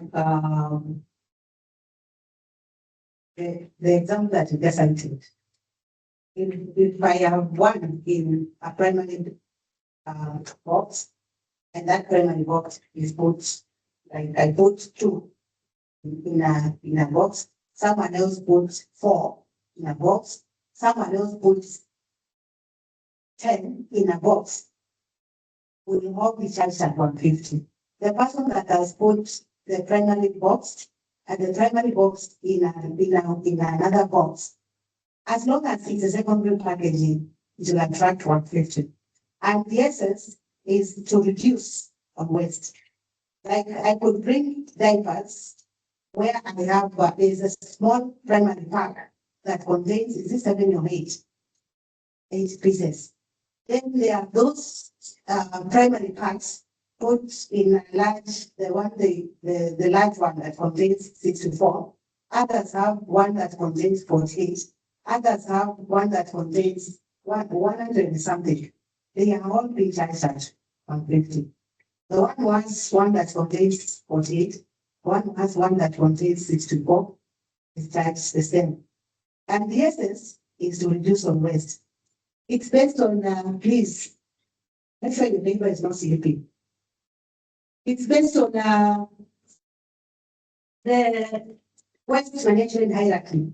That hierarchy, ile kwanza kabisa option is to prevent waste generation. If you cannot prevent waste generation, reduce. So if I can package like 96 primary packs of diapers in one carton, in that way I've reduced waste. If someone else chooses to package in 2 so that we have 14 pieces, that person has not reduced waste. So because of this additional waste, we will have to pay an additional 150. Madam, this is like you are penalizing for those ones who are importing this It's about pollution. Polluter pay. If I introduce 5 pollution units, I will pay for 5. If I introduce 10, I will pay for 10. So it's guided by that principle. Polluter pay principle. Okay, let's move on. We'll get to another question. I say, that's a question. Yes. You will stop. I started earlier, Madam. When we have categorized the products in the first schedule, we are looking mostly at the nature of the products. For example, category 3 is in electricals, yeah? So what KRA has asked, Halima from KRA, is the blenders. Yeah. So are we going to say blender because now it is an electrical? We're going to charge 150 because of the severity of the electricals to the environment, so that we save power. Again, when it comes to other products, for example, the first one is non-hazardous, then hazardous, we mean fertilizers, cement. So that one, no matter how much someone stacks them together in a secondary package, we will charge it per. Is that what we mean? Because, yes, because if we say you're going to charge secondary packaging, even electronics, they are going to ride on that. The same example you gave on the consumables and the electronics. Yes, the toxicity levels are different. So if we are saying electricals, all of them, may it be laptops, blenders, even RC, all of them will be charged $1 without exemptions. If you decide to use secondary or you bring them as primary, it is 150.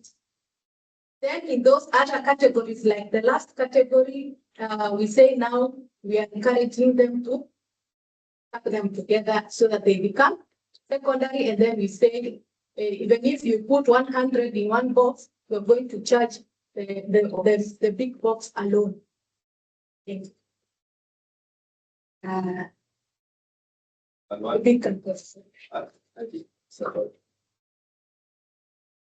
Thank you. So my question, second to us, we understand in the past China, well, the country system was capturing category 3. Yeah, and category 3, this is where now the electricals and electronic fall under. So we find when somebody was bringing, let's say, they were importing like earpods. Yeah, you understand the nature of earpods. They were being requested to pay a certain amount. It's 150. So the question was, if I'm bringing an earphone, let's say, or something like this, yeah, I'm bringing this one, I'm importing, but there are so many. Am I going to pay 150 per this because it's a product? That is what was currently under the category B. And now we are also seeing now the second phase is starting, whereby we are introducing the packaging. So what happens if I'm bringing electronics? My electronics has packaging. So maybe that clarity needs to come out here, because initially we understood there are those HS codes that were supposed to be over packaging, and there are those that were itemized. Okay, when it comes to getting the imports certification or clearance. So now that we are now going to the second interface, how is that going to be for products, for electronics? In nature, you have to package them. Okay, you have to package them. So for those bulk packaging and those the ones that are going to be considered for itemized. So kindly, would you make that clarification? Yeah. Yeah, another question? Yes, we can do. On the same. Let's just check the questions, but we can, I think that's the track, check the 3, then we take another round. Thank you. Mine is on the what you mentioned that we are supposed to be encouraging people to repackage and put as many as possible to reduce on the primary packaging or the secondary packaging, that is. So I'm asking, what about the products that are already packaged from the source? We have items that are already packaged in some quantities, depending on the source where they're coming from, because in view of the standard of the country that they're coming from, we will not be able to somebody who cannot now be able to repackage again to that our requirement. And again, I'm also looking at the essence where we were saying we want to reduce on duplication. At the same time, when we already charge this 150 when one is importing, And at the same time, there are those products that are being charged the monthly declaration by the EPR rules for the plastic that they're introducing into the country. Is that not being subject to investigation? And can you clarify that? Okay, let's take those three. We take the others afterwards. So maybe, and as I said before, as I said, and come maybe to clarify on questions of electricals or basically put more light on those issues. Yes, there were items that were introduced and are taken to phase 2. The issue of the chargers, earphones, I think those have been taken care of. Thank you. So, phase 1, carbon 3, 4, and partly 5. And the reason why we started with this was because the unit of measure is a unit. I mean, like if we look at electronics, if I'm talking of laptops, a laptop, one is a unit of measure.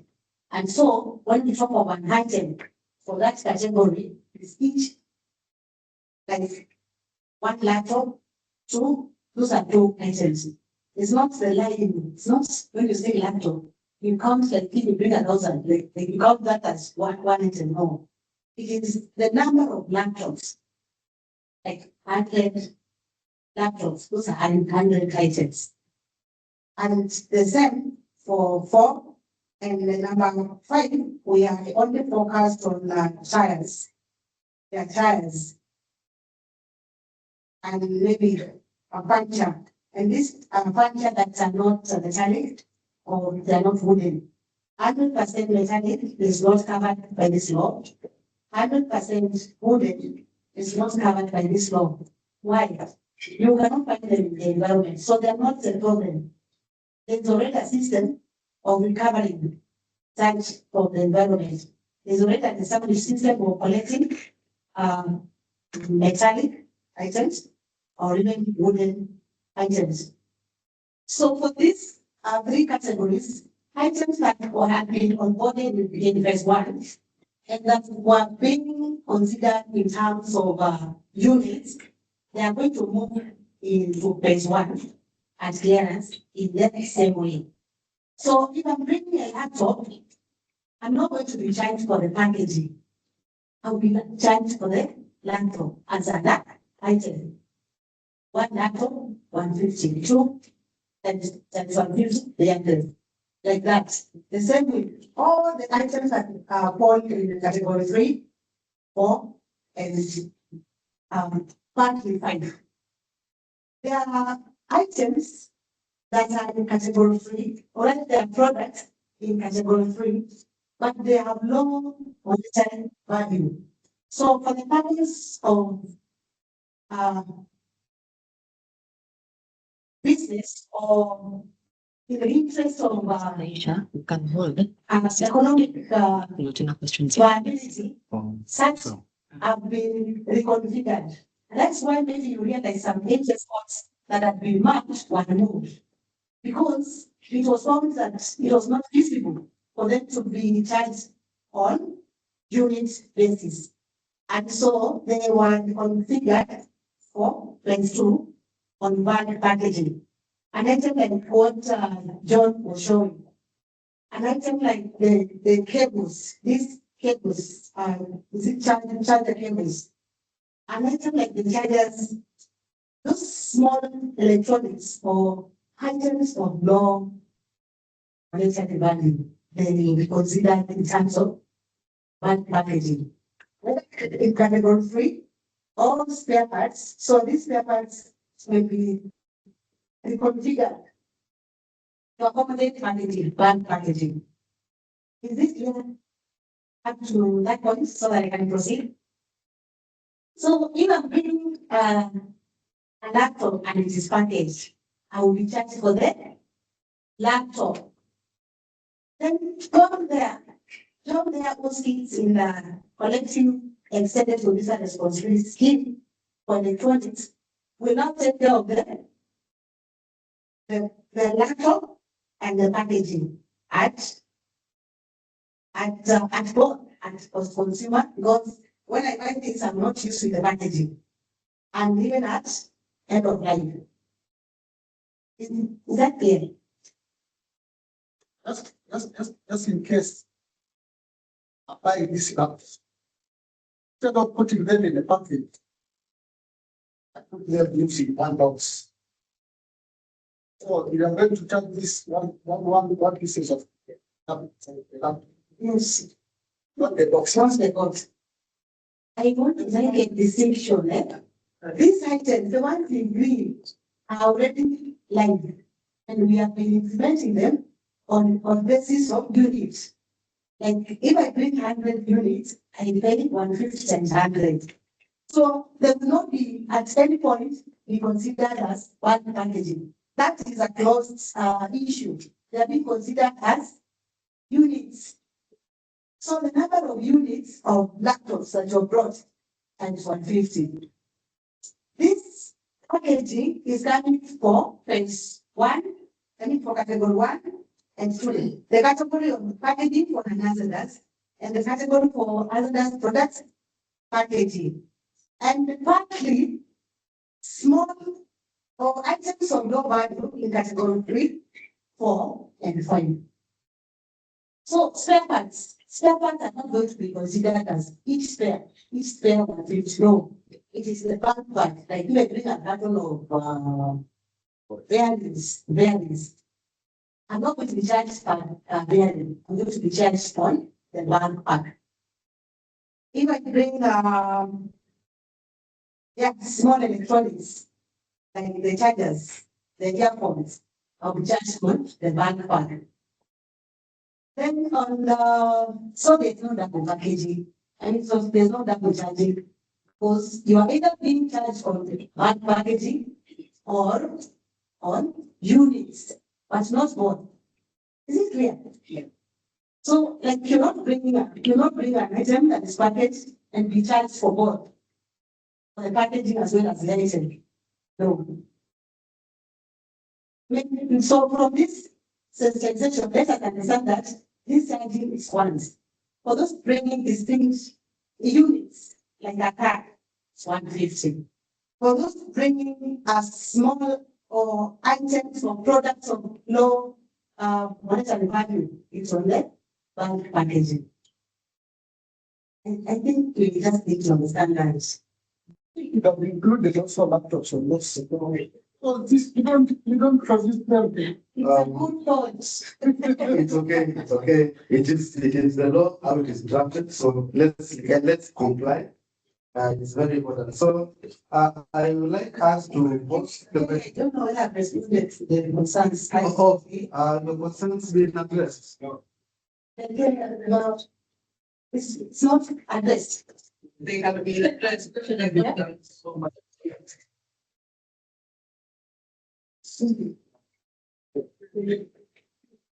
So kindly, I know the questions are many, and there will be many as we implement.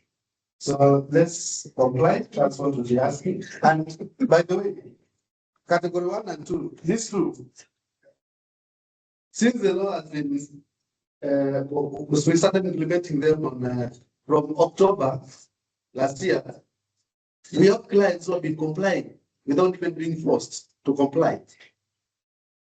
I can give several examples. We have people who are already complying with category 1 and 2 before even it's implemented under national window system. So basically, it's not something that is pretty hard to distinguish when we have an electrical that's supposed to be treated as a unit, and the other one that's supposed to be treated as what? A packaging item. For example, if you have a fridge comes with what? Other accessories like fridge cards. So fridge cards will be several in a box. So that fridge card will not be treated as a what? As an item. It's a box that is going to be treated as an item, but the fridge will be treated as an item. Okay, so I would like to ask Hilda to finish the system demo, After the system demo, then we can have another round of questions. And from there, we can see whether we'll have enough. I think we'll have enough time to break for our lunch. Call it a day, then we come back tomorrow. Or we have another session tomorrow. Of course, you've been asked to ask your friends who are not here today to come tomorrow in the session. So we'll ask Hilda to take us through the system demo, and then after that, we'll have another round of questions and clarifications. We'll proceed. Thank you. Can you move in? Okay, thank you very much, Kelly. And now we are going into the system. I know most of you are already familiar with the TFP system. And as a trader, this is what you see when you log in. You just click on login. Oh, sorry. Kindly let's minimize the consultations. It's good. We can pass through a note without afraid of speaking so that we can give you the ample time to present this. I know this one is very important as the theory part. Because here is where now you'll be logging into the TFP system and initiating your networks. Kindly let's be patient for some time. Okay, so this is how we log in, and once you log in, you'll go straight to application submission, and you go to submit. I need to unmute. Okay. It's good now? Yeah. Okay. Yeah, so then you go to submit consignment document.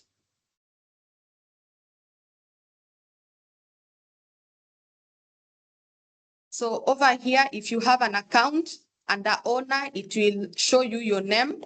This is just a trial account, which is a mirror copy of the production environment for the TFP. So I'm going to just put the owner name, in this case, Bolore, and the OGA code for EPR permit clearance. We said it's going to be NEMA2. NEMA2, okay? Yeah, so you go look for NEMA2. When you go to the system and search for NEMA, there'll be many, but the NEMA2 will be the one will be applying for the EPR permit. Even we say that when you load an IDF, it will tell you that you require permits from 1, 2, 3, 4 OGAs. So if it tells you NEMA2, that is NEMA EPR, and the system will guide you to go and apply for that permit, okay? So NEMA2. I know there will be scenarios where maybe umechanganyikiwa tu kaona NEMA2. You're supposed to write to apply for NEMA2, and the IDF has shown you clearly it's NEMA2. If you go to the system and click NEMA erroneously, when you reach to the place for items, you will not find any items. Asa ukiona tu there are no items where you umepotea. Okay? So go back, check the IDF, it asks for what? NEMA or NEMA2? NEMA2, come here, apply for NEMA2. Okay? Yeah. Usingangane na system eti haina items, you start putting, Just ask, umepotea wapi, find the way, and then you go and apply. So the document type, in production, you will go and select permit. Okay? The Kawaida system, when you are applying for the real permits, you'll go and select permit. But in our trial system, for some reason, we went and said certificate. So again, if you go and select, for example, you go and select a wrong document type, na huone EPR, you just know umepotea. Okay? So in production, select permit, but here in trial, we'll select certificate. And if you will see, if I select certificate, then I will see EPR cert. Okay? See, if I go and select permit in this case, you see which ones I will see? Nothing. So if you see anything like this, you just know umepotea njia. So for trial, this trial environment, I go select certificate. And here it is EPR, extended producer responsibility import certificate. I go and select it. Okay. And then Just from the name, it is an import permit, so regime will be, sorry. The regime will be import. Now, reference document type. Now that we are going to clearance, what will be the reference document type? Declaration. Exactly, the declaration. So you go and select the declaration. Again, select IDF hautaenda mahali. Wejua umepotea. So reference document type, and then you come here. I'm sure you will have them listed the way you can see my list here. For me, I know I already have this declaration. So I'll put it there and select. So when I select, I come and save. Okay. So after saving, so we'll see the next in the next windows, what was in the ICMS declaration will automatically map in the TFP. But of course, there are a few things you just need to correct. Like here, this one is requiring a city, let me say Mombasa, postal code. It's requiring an email.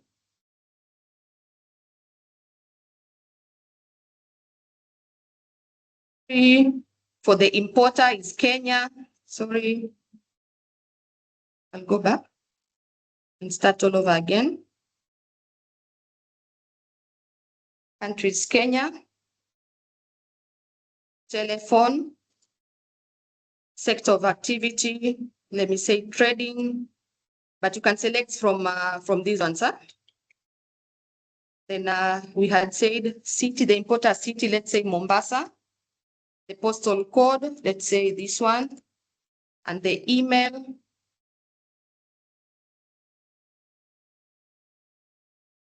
Okay, so once you have updated the details, you click on update. And then for the exporter, let's see if there's anything required.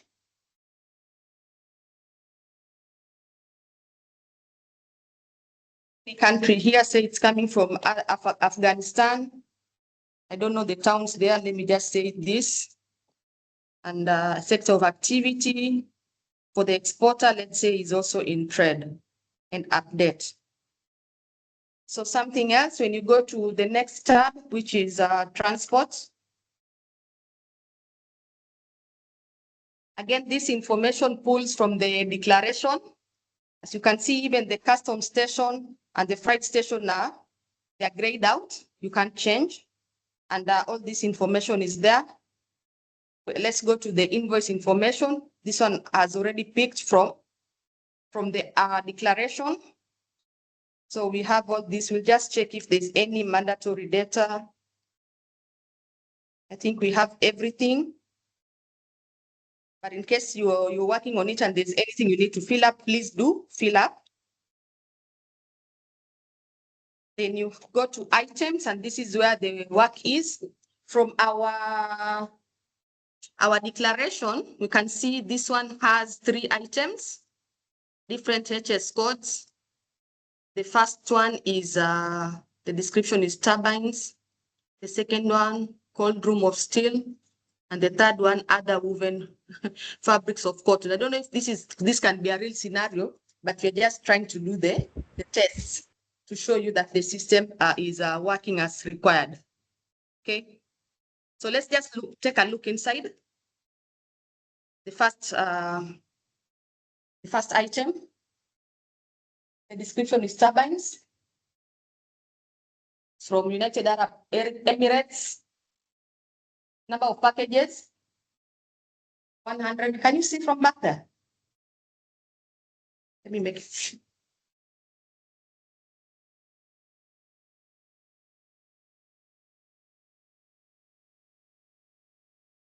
Sorry. That's better. Yeah, it's okay. Touch. Tumezoea mambo mazuri. Yeah, so number of packages, you have 100. And the package inside is in bags. Maybe let me just take you up here. There's all this information. the description of is turbines for marine propulsion. Country of origin is there. The quantity is 80 units. The gross rate, net rate, all this pulled from the declaration. And then we have the number of packages in bags. So let's look at the second. You can be doing your mathematics on the number of packages, if you wish. Then you have the second item.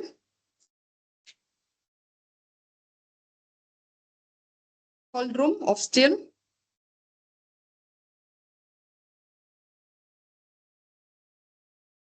This one again from UAE. And the number of packages, as you can see, 11 bars. Then we have the third item. Woven fabrics of cotton. So this one again has 200 packages. Sansa. So you see, when you're used to looking at just knowing how many items you have declared, then you can know how much the system is meant to calculate in advance. Yeah.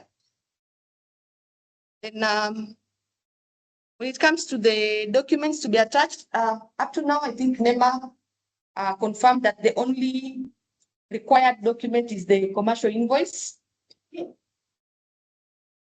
As in, you can't submit if you haven't added the commercial invoice. The rest, if you have at declaration stage, you can also add. Right now, it's not mandatory. But NEMA will tell us whether we need to make them mandatory. So let's go ahead and add the invoice.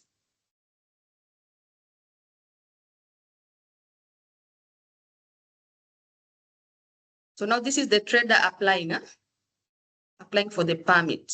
Just pick any document here and update.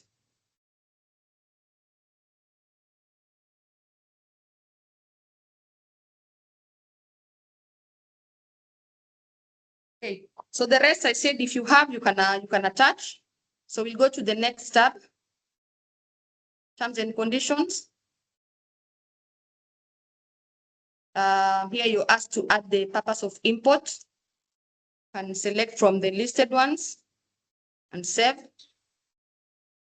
Then the next tab, we have summary. And once you reach here, the system expects you to go and validate, just to be sure that the information you have added is correct. So I can see I have a lot of work here. Some of all items should be equal to invoice. Fill out the mandatory fields in item 1, item 2, item 3. Okay.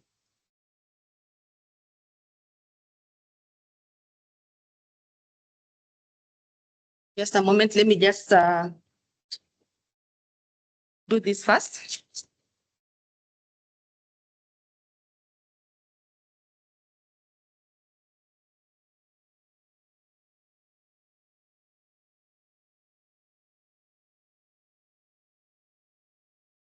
So I'll have to go back to items to see what is there.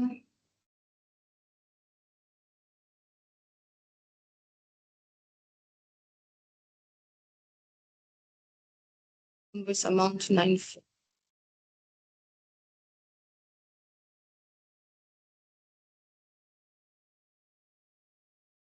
The invoice.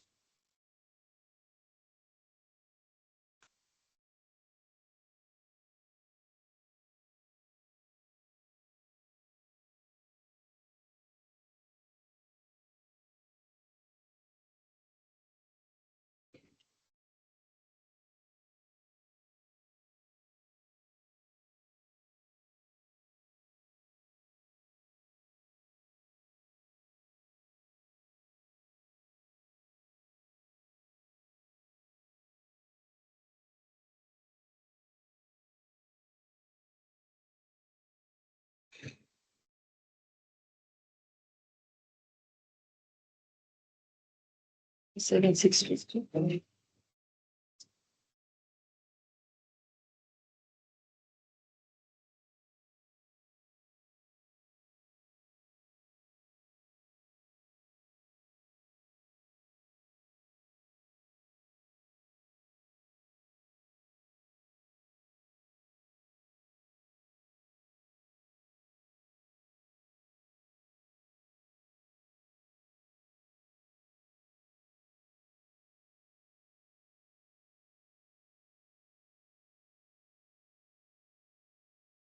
71.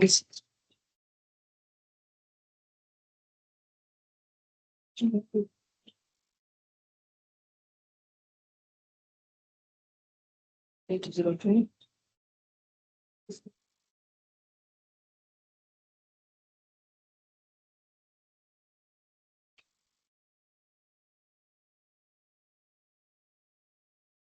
One four.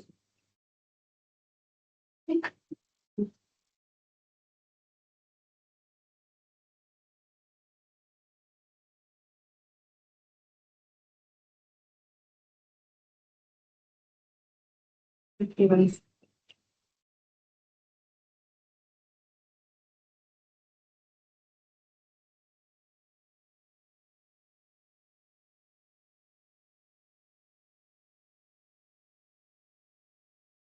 yeah.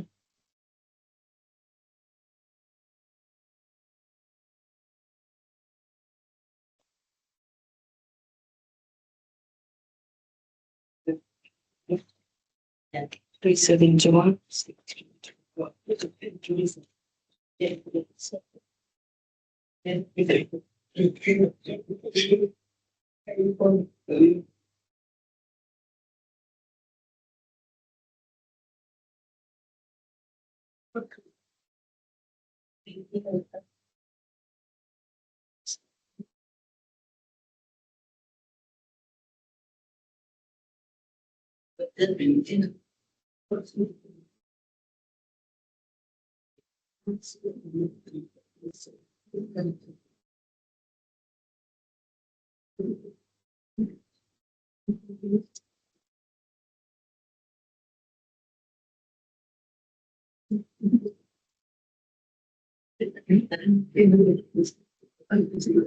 That one.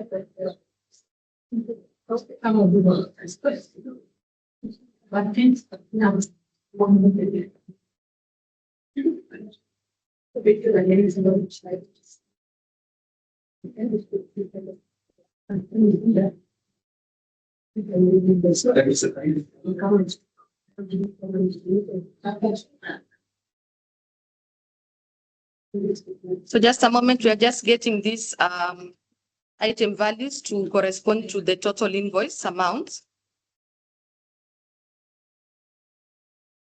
371652.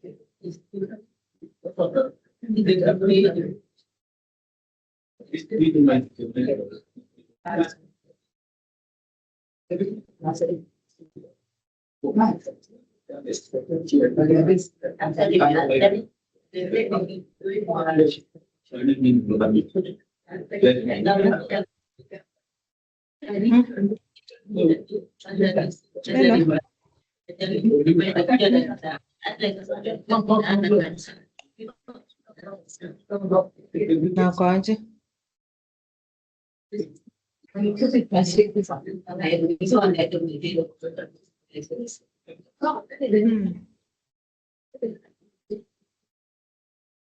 Sawa, na sasa uko utatumia SHA ama ni nini? Ama mna SHA?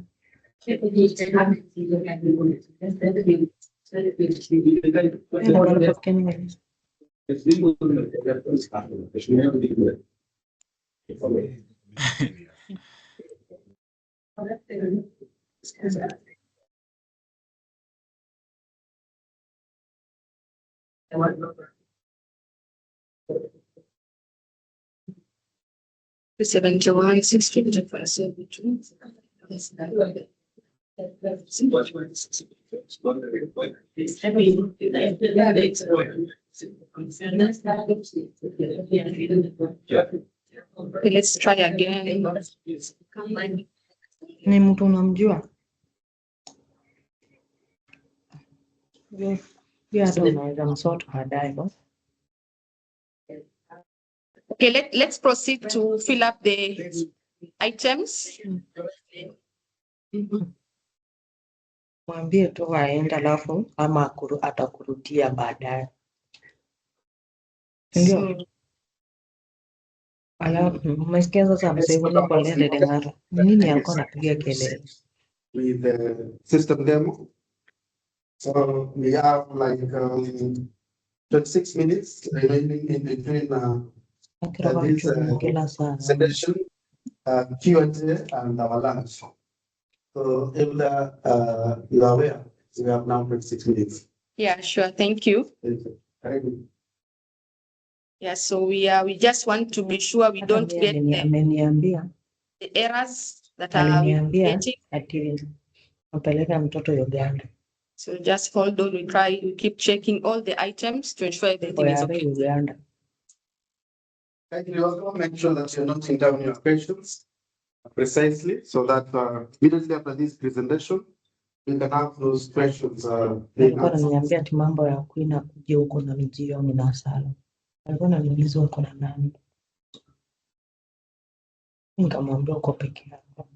Ati ya Queen sijua kuja huko. Mimi nikamwambia Queen sasa yeye atakwenda huko pekota utachana akakepea. Should be less than the gross weight. I think this is where the problem is. So let's check. Kunjina alafu jini ya jamu sore.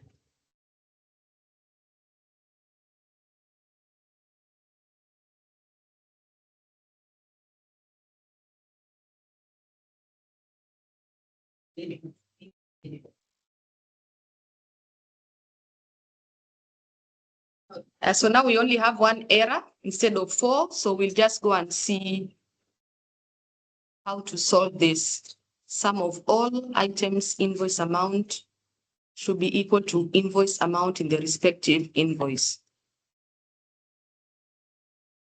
So invoice amount 371,650.72.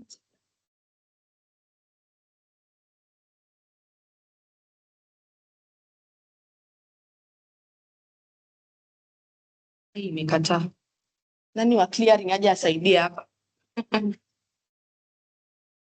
It has refused to sum up. Ingia tu nini? Is it this part? 0.72? Total item dash tallies the total. This one, is it this one? Yes. Is it on the- Click up. Click up over item. Item? No, below option. So Is that which one? Below? and the China. Total amount here. Okay, total amount for the items in which have already been. Yeah, by He? the amount plus my Italian amount of the items we have. Oh, niyo kumbe 331,452. Okay. For example, hii iko chini. Sasa kwa item of For item ina show 650.7 Ay, unaona vile hii ni harambe. Because you guys do it every day, yeah? Minus 331,452. Yeah, so there's a difference of around 40K. 198.72.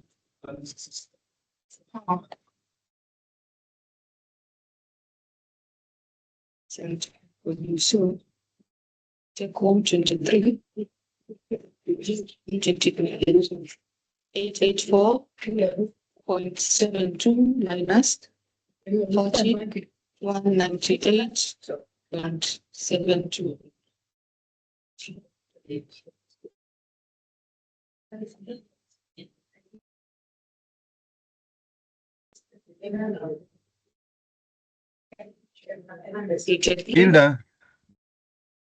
Hilda.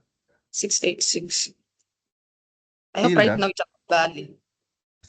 So update. Hilda. So now it's 331,452.72. And hapa kwa invoice. Are you open now? Then go in. This one, no? Somebody go. 331,452. It's like bado. Or kuna 0.72? Yeah, 0.72. So I'll just go and remove it from here.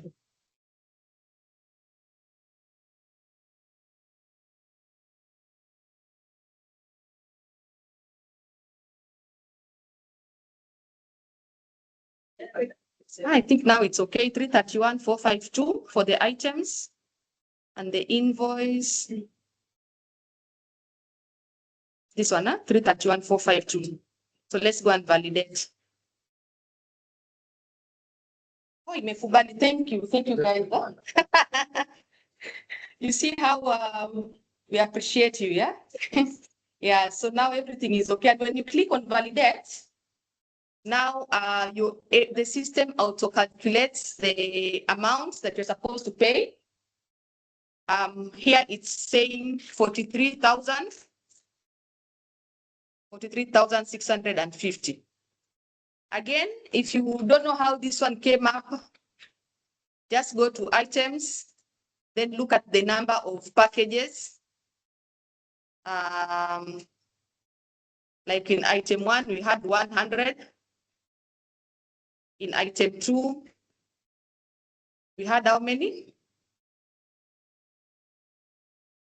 11. Mathematicians, you can start doing your work. Item number 3, we had 200.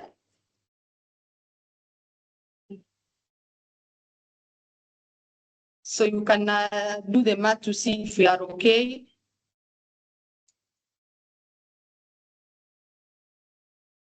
For me, I've found the correct answer, 46,000. How much? 46. 46,650. 11. Yeah. Okay, so you can always just confirm what is in the items and what the system has calculated. And once you're sure that this is the correct amount, before submitting, just be sure that this is the correct amount, okay? Yeah. If you think the kuna tashwishi, please ask before you submit, okay? Yes. Yeah. So if you're sure about this, then you can go ahead and submit. So you submit. And this is the reference number. And right now, if we search for this permit number, we can see the status is payment due. So you will have to go to the system again and payments here, under payments, pending payments. You can go and put that number here under business transaction number and search. Then the 3 dots, edit. Then you can go straight to payment and payment mode. Of course, you know that nowadays you pay through eCitizen, which is integrated with the TFP system. The currency is Kenya shillings. And now you can call on the payment gateway by clicking here. Now the system will redirect you to PesaFlow. You go and select your payment mode and proceed to make the payment. Okay. Yeah, I think so. That's how we do the application of an EPR import permit on the TFP system. And what we are saying again, if you have clicked on validate and you're not sure, rather you suspect that the amount is not correct, please don't go ahead and submit. You can raise your queries there and then while it is still on draft. Okay? Because once you submit, mashida zingine zinakuwa nyingi zaidi. NEMA cannot view it until you complete the payment, and it may require a lot of system intervention. Okay, I think that's it for me, and I want to thank you all for listening to me. Thank you. Are there any questions?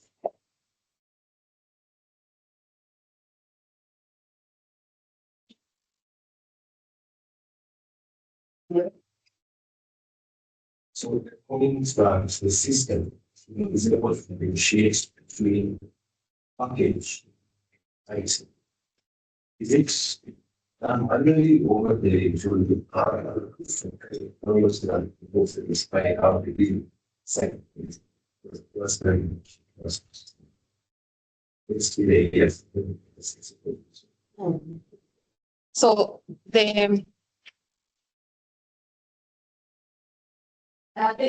fee configuration has been automated in the system. For example, the system has been made to identify if you're bringing a unit, a big machinery or a car, then it will calculate as per that big machinery. If you're bringing it in packages, the bag in packages, then the system will automatically identify the package and the number of packages and automatically calculate the fee. Yeah, so nothing manual. The packages and the unit of measure have been picked from the declaration. The system now just automatically calculates and gives you the amount you're supposed to pay. Okay. I know right now you're able to do some ndugu zangu tunafanya ile kitu badilisha kidogo inaenda chini. Ndio. Alikuwa mfanya hivyo. Hata sijui bwana nimesema. Lakini going forward, mwana mtama. Hiyo mtama si mwagi, unaelewa? Na mbona sasa hivi kuna ila? Without saying much. I think that's a very important issue that was mentioned. We already noticed you are doing that. So it's not I basically we already noticed it's happening. but the law has to be implemented anyway.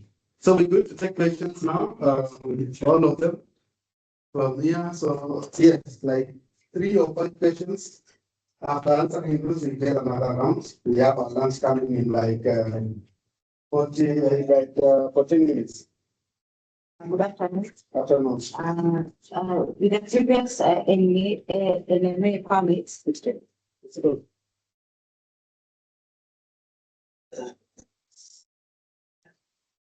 previous NEMA permits, permits we paid, it takes long to be renewed. So will it happen the next permits? We do the same case. We have to send messages, emails for approvals. Why don't you make our own meeting? Last I think you're not in this question. Some question number 2.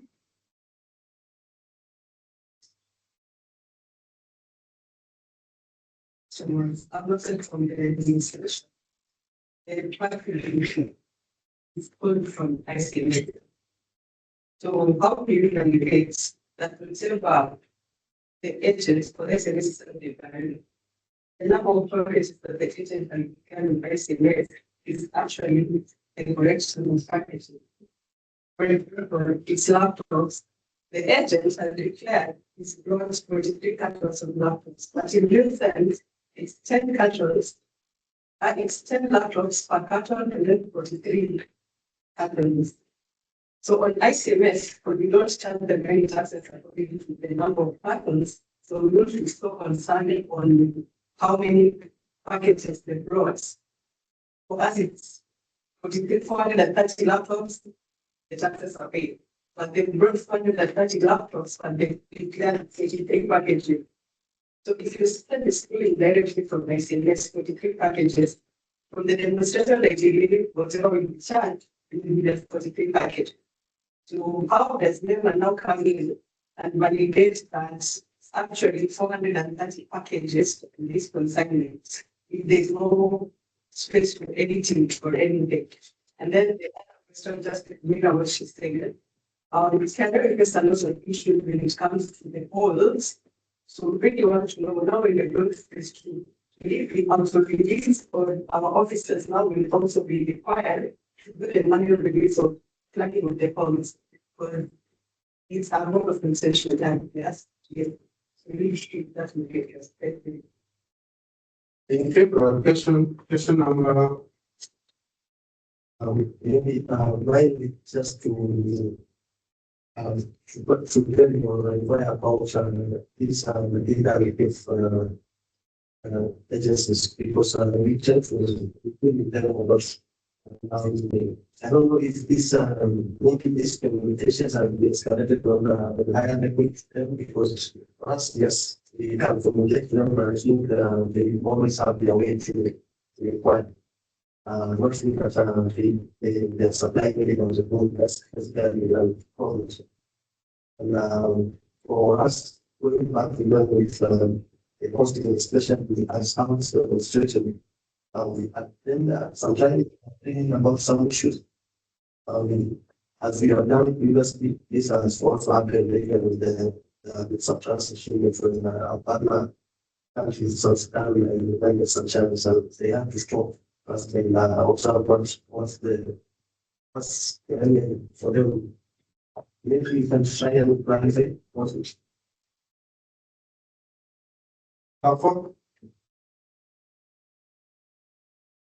Sorry, Kelly. Mine was just to add a bit, but a moment. When we are looking at the packaging, well, a carton can have 10 pieces, and we have that expensive already one per day. Are you going to have one of your officers? Are they going to be on the ground and check the number of pieces the packaging? In tools, it is just a proposal. We need at least 2 people we can going to do submission again, amendment. At least we should consider the youth and the new. The unit of the districts, it's some price that we don't see, and it's not as big as that's Okay, so we're taking the last question, then we answer those, we'll check another round of questions. Noise, so the other piece, based on organic waste, maybe help my own goods in the world, but improve manufacturers' effects. So we have this one. How do I get it? Okay, so we'll have Anastasia to answer some, and then we'll have the systems one on old and Cambridge and SMS. Hilda will take that. I did take your comment already. What's coming over logistics? Coming over logistics, Karen. Good. So, but to be specific on the Karen one question of laptops being in packaging of 430 and 23 in 10 I think we already defined that in category 3, we're using the units to charge. And the system has been configured, or rather been mapped, the HS code for laptop to make a unit, not a package. So to make a unit, we don't go to make a package. I think that has been clear, it has been solved this morning. So if your computers you're bringing, you package 10 and you have 43 packages, the system is going to pick the 10 packages. It's going to pick what? The 430 laptops. It is okay. It's okay.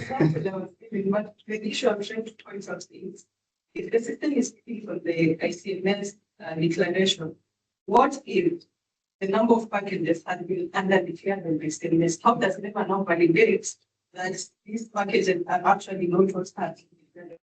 Thank you very much. Under declaration is a criminal offense. Because it's a self-declaration, so there are penalties. What? Just a moment. There are penalties. This regulation has penalties. In case we are clear. So if they catch up with you and you are not clear, what happens? The fines and penalties you have to pay. So this is not happen. So in that case, if it comes as a worst case scenario, then let's face the law. There's no way about it. It's okay. It's okay. Let's do this. Let me ask the experts to come in. I'm a finance expert. I'm not an EPR expert, but I've been able to read and understand the EPR regulations. And therefore, I'm speaking from a point of understanding the EPR regulations. But again, let's have Hilda and Madam Anastasia take those questions. I will just be telling them to come on. Okay. Thank you very much. I'm trying to be as calm as possible because we do understand such scenarios, madam, will happen. Okay. And these are our brothers and our sisters. And we urge you to declare it correctly. Because if you under declare, madam may not anajua ile kitu atafanya. But at the same time, remember we said systems alone cannot work. We need you to be ready for what we are going to implement. Sisi tumekuwa very clear, tumewaonyesha hata vile tutacalculate, si ndio? Now if you decide to under declare, NEMA are on the lookout, and since us we are in the trade facilitation business, we have said it sternly to my brothers and sisters in NEMA, lazima mkue ground. And they have assured us that they are going to be on the ground. So any under declaration is going to be seen by them. And I know they have a way to handle such consignments and such declarations. And allow me to also answer the issue on flagging of holes. What we know is, you see, the pre-clearance process is quite an easy one. It's, these goods are not in the country, hakuna speedy sana, but clearance, you might find the goods are already here, you want clearance right now, and it's asking for NEMA. And once you submit it, with the reference document type as declaration, we don't want to wait. You want NEMA to be available to approve it like right away. Initially, I know there are not many approvers, but right now together working with NEMA, we are going to ensure that there are more officers, I think times 5 or 6 of the number that was there. And we have made NEMA understand that this is a clearance process and it cannot wait. Inawekwa, inakuwa approved. So we already have advised NEMA that, and we are ready together with NEMA to handle all those cases and ensure that nothing stays in the system or delays for a long time. In case there are any issues, like you have said, these cases, the transitions, muskasirike sana. When for anything that is being introduced in the system, we are bound to experience maybe system hiccups here and there. Please be reporting. Just report. Let us know what is going on. We are sure you are going to fix them as soon as possible. Okay. And I think that's what I wanted to clarify. Thank you.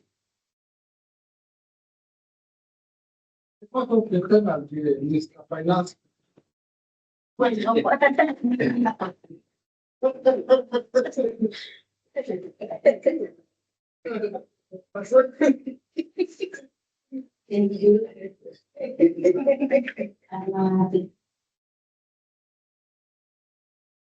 I think it's a question. I'm willing to answer, but I don't think this the question.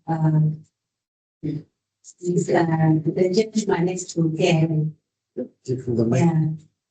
As I wait for that, there was a question on different charges on you in the all items. When this has not been factored in determining the charges, as in they're not differentiated, you're bringing an old laptop and a new laptop, you'll be charged the same. But I know at the post-consumer management phase, I believe you'll charge differently. Then you're bringing a new laptop or an old laptop at the scheme or at the extended professional responsibility scheme level, you'll be charged differently. Because if you bring an old one, it will likely be waste sooner than the one that is new. It's on just different models apply. Yeah. Okay, thank you. But for the import, it is platforms. There's no distinction between old and new. But we have captured all these concerns and comments and remarks that are quite useful. In the event of reviewing the regulations, they will be factored in. And you have seen that what you guys suggested in March has been worked on. So we are working together to generate ingenuity. Okay, thank you. Mine is related to new animal agencies. And agencies as well. They are exempted like from every single thing that we know in the country.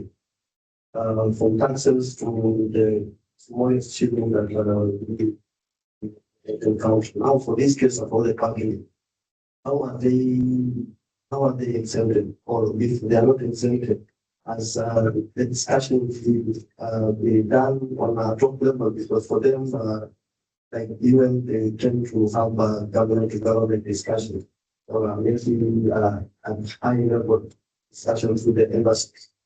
So is it something that I have to consider, especially for AWD? Sorry, but there is a lot of it, which that I have in. Yeah, so it is clear. And it is clear. And I know there are discussions around the same that are ongoing. Maybe they will have been concluded by the time we finish here on Wednesday. I will provide the position on that. Yeah. Thank you. Okay, we're going to take the other round of questions. We're going to start from this.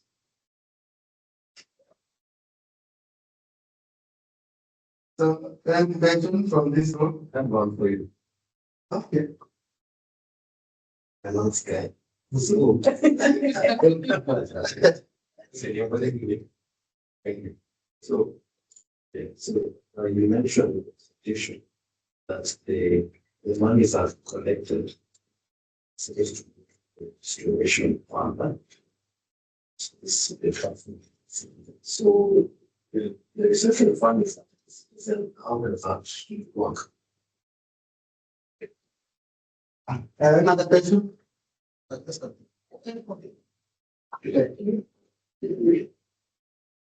think what the law did was get at issues, how they manage this. You mentioned for those groups that buy items, the agents talk with people, whether they got them in one box, there are 10 items, the agents will repeat each item. Not the factory. Yes. Another from this. Yeah.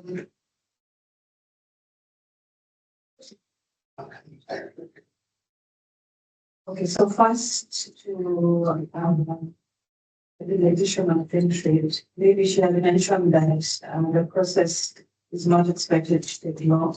Maybe just a timeline on the expectation time of the whole process until clearance. Maybe how long does that take, or should it take? Back to just to echo what has been questioned about the exploration fund. Please kindly clarify the utilization of the 150 shilling per item on the residual. Like, what does that risk?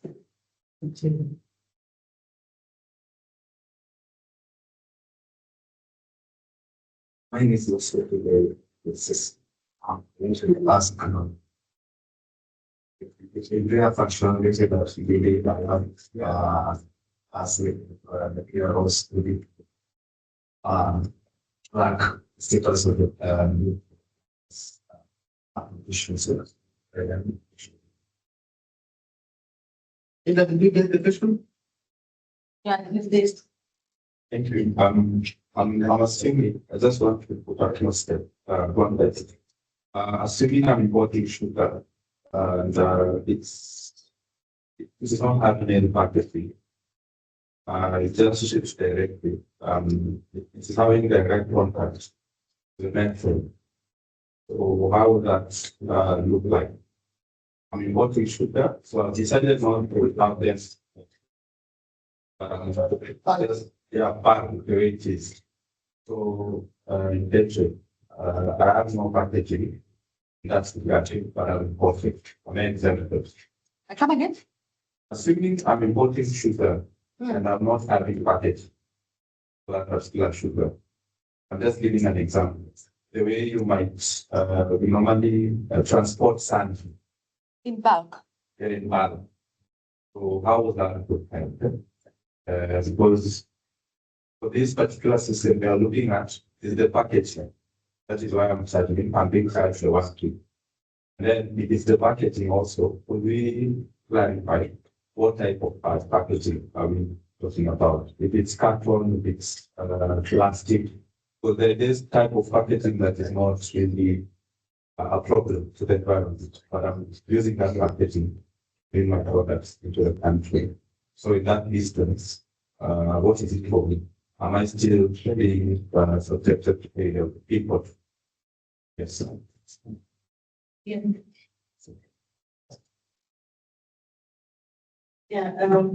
Good afternoon, and thank you very much for the presentations. For me, is to ask about where an importer, so you have several importers or rather a business that puts together different products in one package. So maybe in that box you're putting, I have some books, I have some pens, I have some, and that is just one funding. How does that system pick that? And then secondly, how will you address issues of innovation? We're living in an era where things keep transforming and changing.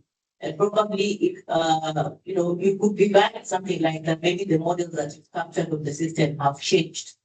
So how will the system adjust that? Because you see, when I'm importing, I don't know whether I have an opportunity to check the system whether this is already preloaded on the system, so that when it comes when I bring my products, they don't get stuck. Because you see that creates other problems of leverage.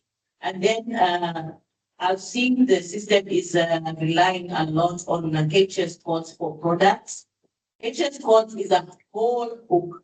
It's such a big book, and it contains. This is a global way of identifying products. So how are you telling us that if tomorrow I import anything unique to whatever, are you assuring that it's on the system, or it will be a back and forth trying to clear that particular product that might not be on the system? So in short, everything on HS codes will be captured for this particular EPR codes. Thank you. We'll check those questions. So I'll invite Hilda to check on. But before then, there was an interviewer from Africa. Someone asked if we have food soldiers who maybe if there is a hold, they can go check the consignment. I assure you we have officers. In Mombasa alone, we have 6 officers and the port officer have access to the system. We also have my colleague there, Agnes, who can wave. She also has a system, she has access to the system. We have the regional office here in Mombasa that controls the coastal region, that is Lamu, Kwale, Kilifi, and Tana River, and also Taita Taveta. It's Mombasa. We have 2 officers there, our regional director is there. So, if need arises that we need to go and check any consignment, rest assured, the will be there. Also, we have our teams from Nairobi. We can always ask support. Police officers that help us in enforcement. They're also based here. We have 2 police officers. We have the capacity. Police officer and yes, we have police officers and before you help us. Just to understand, because it's good that you are mandated. We go we get a lot of at times the necessity for the points to move. And I assure you at times the kind of feedback that we get officers that when we are dealing with them, it's shocking. When they are asking, how do these guys get the jobs? This the answers. Other side, how committed and what is the TFT? Turnaround time of maybe it's a because at times you call an officer, he or she tells you, I'm traveling. Once I get to my destination, I thought I'm driving. I'm head down. You know the kind of answers that we get, and at that time you are so stressed out by the customer. They need the human agent, and you report from one except to the other. Saying we have different stories. So how committed are you in resolving these issues? I mean, how much expectations should we have that we are not going to get the same one we are facing in the other officers? Site was unaambia here, unalala, unasema hii ni kesho. So how are we also, should we expect similar experience? And since you people have so many queries. Let me begin by saying behave silent. Someone can get the document right now and they want it approved in the next day.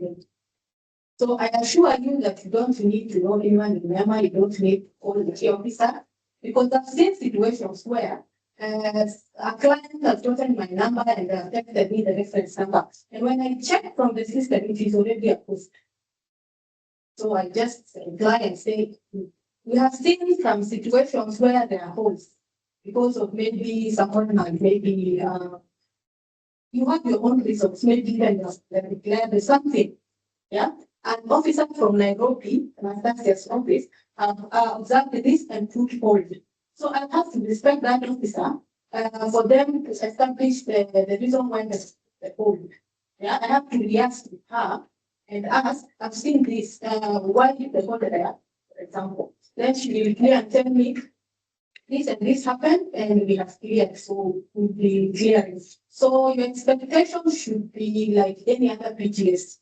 Yeah, NTSA, and counterfeit. Yes.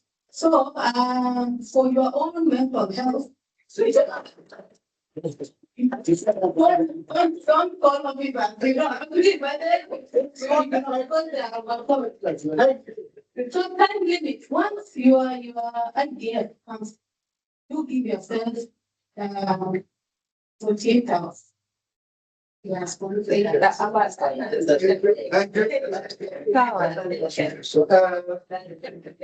Thank you. Let's give them to go through those questions. We'll take another round of questions, although it's already lunchtime. So I'd like to bring in Anastasia to also give a check. Okay. Thank you. Thank you, EPR. That was quite elaborate. And I think it has responded to some of the reasons why someone would feel that their application has taken long or has delayed. I would want to say that at IDM, we had committed ourselves to 24 hours. And all of us who are here can attest to that your application did not take more than 12 hours. So we lived to that commitment.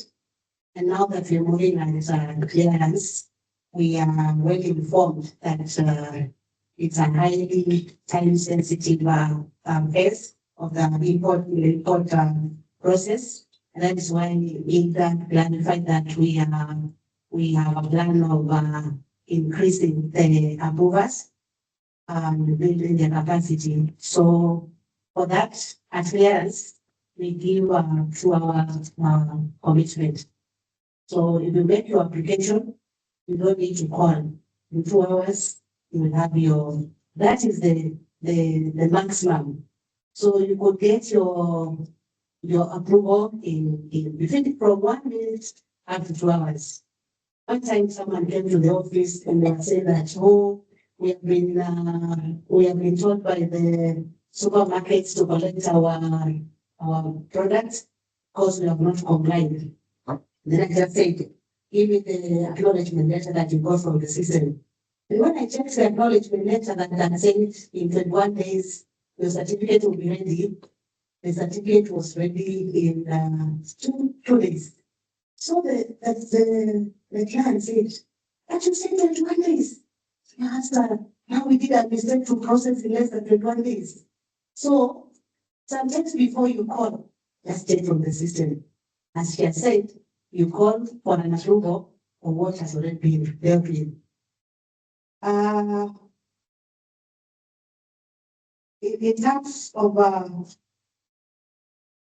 the aspect of products that are not packaged, I'm now making reference to question on sugar that is just on the container. One, I think the HS code for sugar has not been marked for this process. But if your product like sugar is just in contact with the container, then there's no packaging that will be clear. And if you have to be clear, you will just say one. So if you pay 150 for a whole tank, is it tanker? Is it too much?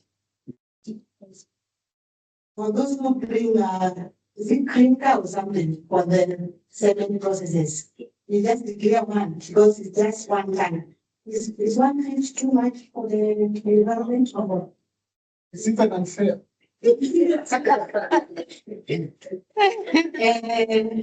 sana, come from Nairobi. The question on whether we have mapped everything on the CET. If your product has not been mapped, it will not flag hold. So are you advising us to map everything, all the HS codes in the CET? Those that have been left, they have been left because of some justification. And in the future, as we review the ones that have been mapped, they will be included. I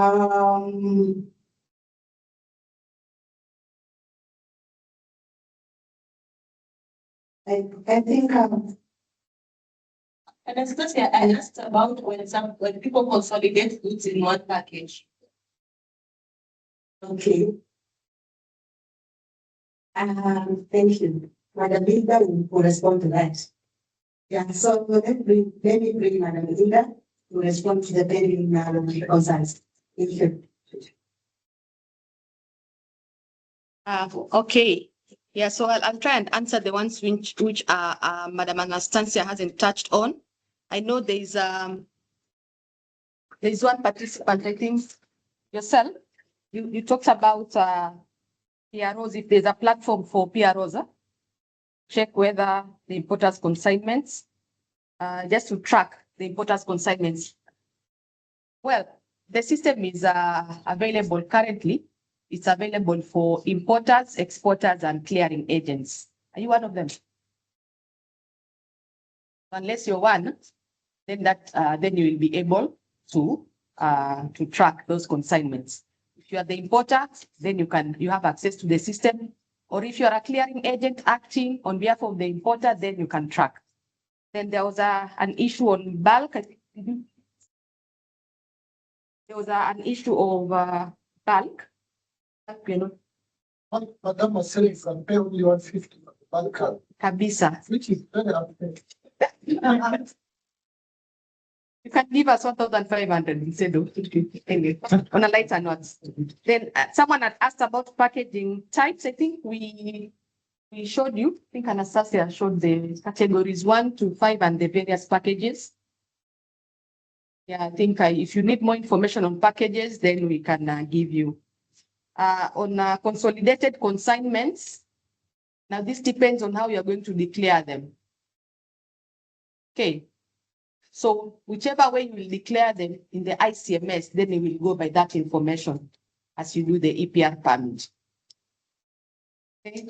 And then someone mentioned about models changing. I don't know if he or she was referring to maybe vehicles, models, or maybe other machinery, I don't know. But if that's the case, you can be sure that at times, even the KRA team or Kentrade may not be aware of the change of models. But if there's anything new coming into the country and you go into the system and it's not there, you can just raise a concern, let us know, and the same will be added in the system. I think the issue on HS codes, the ones in the CET, if they're in the EPR process, Madam Anastasia has touched on that. And please, we assure you that all HS codes that have been targeted for phase 2, we are saying that we are going with the say 1,100 HS code for phase 2 wave 1. Then those HS codes are updated in the ICMS system, and the same will request for an EPR permit on the TFP system. Okay. For that one, how do you know which ones have been backed out? In advance, as opposed to onboarding them, and I get surprised when I'm bringing in my. No, you see, I don't think we can talk of surprises. If you're bringing a pen, this is just an example. If you're bringing a big pen, you already know which is the correct HS code.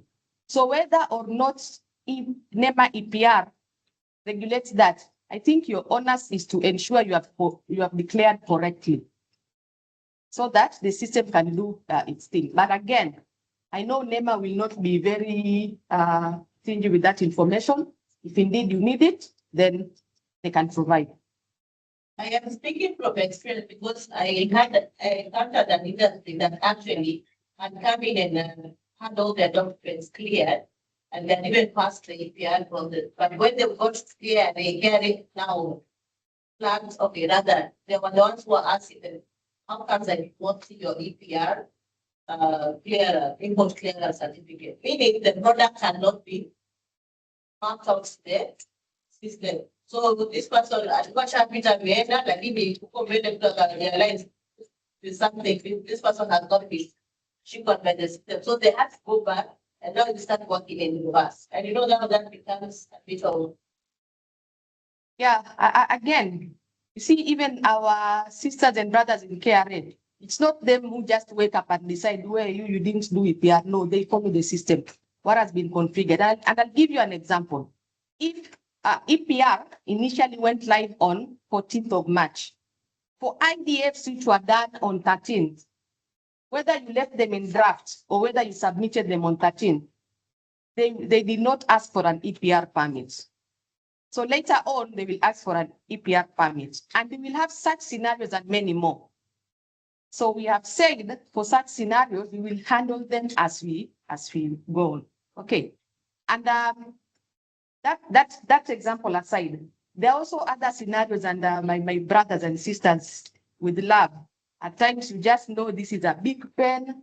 It will attract 20%. You go and choose a HS code, which is not the one. And then when you are meant to select the correct HS code under declaration, of course, it will ask for an EPR permit if that is the HS code. So on such scenarios, again, then the measures put in place by KRA or NEMA will apply. So what we are saying is, please just declare the correct HS codes, the correct tariff, so that everything moves on as expected. Thank you so much. That answers then addition comment. We have way past one, so let's give short size again. I will respond to one question from the online platform that it's about applying the EPR import fee on percentage charged on the value of imports at IDM. And that relates to the one that was on volume, on weight, on a standard charge. And I would still cite the same provision of the law that the law does not provide for charging the EPR fee based on the value that is based on the expected waste or the pollution effect. Then on the items being planned at entry, which are not which do not require EPR, I would say that as we are all aware, this law came into effect on it was gazetted on 4th of November 2024, and it had 6 months transition period. That means ideally after 6 months, everyone was supposed to comply. We have provided an e-citizen platform where guys are able to comply if they are not their HS codes are not marked in the trade facilitation platform. So the fact that your products have not been flagged does not mean that you shouldn't comply. You can comply through the other platform. Once we onboard all the products or all the HS codes on the trade facilitation platform, then we will close the one on the e-citizen. Because if you bring a product that is regulated as per the schedule, and then ask me for no objection, I will not say that this product is not covered just because it has not been implemented through the trade facilitation platform. I will still advise you that obtain an EPR import certificate, e-citizen platform. I think those are the concerns. Has your question been answered? What was it from? Just to elaborate on my question, I was just asking about the condemned goods, about the once you pay it, but before your goods are condemned, and the recommendation is to take them back to the country of origin. So I made a arrangement with the company, then on a tap we compensate. So do I pay another EPR fee amount? That's a highly thought question. In the event that your products are condemned, I think the reason why your products are condemned, one is maybe they do not meet the Kenyan standards, or you do not have all the documentation that is required, or they are expired, or I have one time worked in the office that advises on disposal of condemned goods, and those were some of the reasons why products condemned. Okay. And if then you are required to return to the country of origin, and that country want to replace. So when they are being replaced, do you rely on the entry that was done when you brought the first consignment? Really? Like my goods are due to the company's defect. So I don't want to go at a loss. And I have applied for the EPR. Everything is paid. And I'm not bringing any waste. Sorry. And my waste is paying back. Okay. What happens in such cases? You return products to the country of origin, and they are supposed to be replaced. When they are replaced, are they cleared on basis of the original entry? You do another entry. So as long as you do the entry, then you flag the EPR.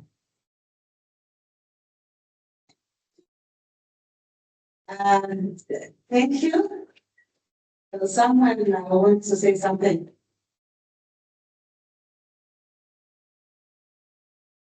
Something that is quite strong background of the marketing and as chronic. Quite continued, we have this campus that created us before we leave, since we are in this presentation option, so that we are able to know also that we support you are. So it's important to get those numbers and we can products that are which are not market as we referred. Thank you, and that's a quite valid question.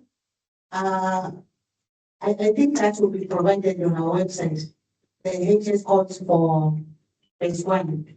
But these 1,000 HS codes include the 742 that we have been implementing through the pre-clearance. They're not all of them new, the only new ones are about 300. So, okay, do you have another question before we break for lunch? So in short, if you need those features, you can get them from your website, is it? Yes, so we have a question online, Anastasia. Thank you for the question on the use of EPR fee to conserve the environment. It's quite a valid concern. And I would say this looks like an outcome on impact. And we are not able to measure the impact within such a short time, since we are still at rolling out stage. We just went live on 14th of March. So maybe after a year we can evaluate and see what value has been added on waste management systems. We have another question from in-house. I can see you don't have questions, so these sessions will like coming to an end. We have 7 of the calls. So yeah, maybe I'll start at the number of Maybe as part of the way forward, we will be sending a public notice on the goal line when the system will be turned off, so that we can now move EPR to clearance. And also when all the applications, including the ones pending the system, should be cleared. So once we send out that notice, it's good that you clear. If you are pending applications, you clear them before the clearance is closed. Yeah. Thank you so much. So before I bring in Anastasia to close the session, I'd like to review several take-homes from the first presentation that we had. Number 1 is that you need to register as a producer on eCitizen platform that is there. So you go to the eCitizen platform, register as a producer. So number 2, you need to comply with the EPR regulations. Compliance, you are introducing a product in the market, then you need to pay for the EPR Import Certificate fee. There are 2 ways in which you can do that for categories 3, 4, and 5. As of today, you are using the Kindred system for category 1 and 2 through eCitizen. There was a question that was raised whereby something was not flagged about when you went to the KRA guys are telling you you need to get an import certificate. Yes, you need, although it was not flagged, because maybe most probably I'm guessing it could have been category 1 and 2, which compliance is done on the eCitizen platform. There are several people who are complying under that particular platform.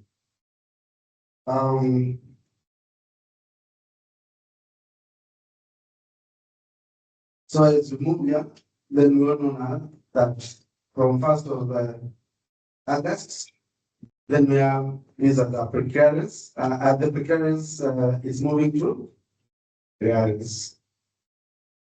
And you are the undertaking that it will take no more than 2 hours. At that particular point, then I will now invite Anastasia back to close the session for us. As we leave, kindly let's not to comply and not to appear. I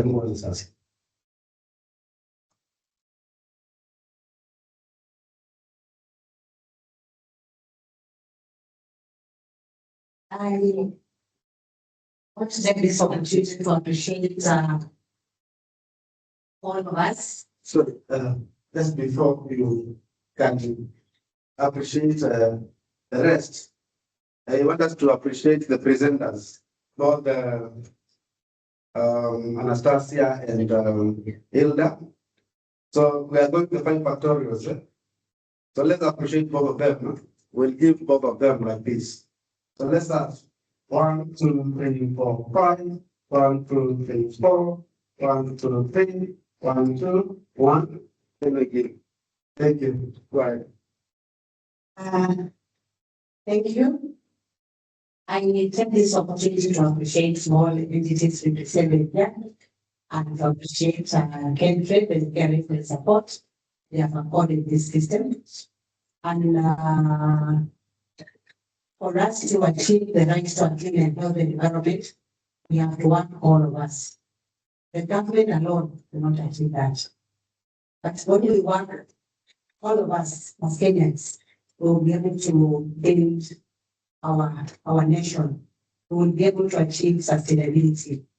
When you look at most of the products that are listed here, there is no established infrastructure for the management of such.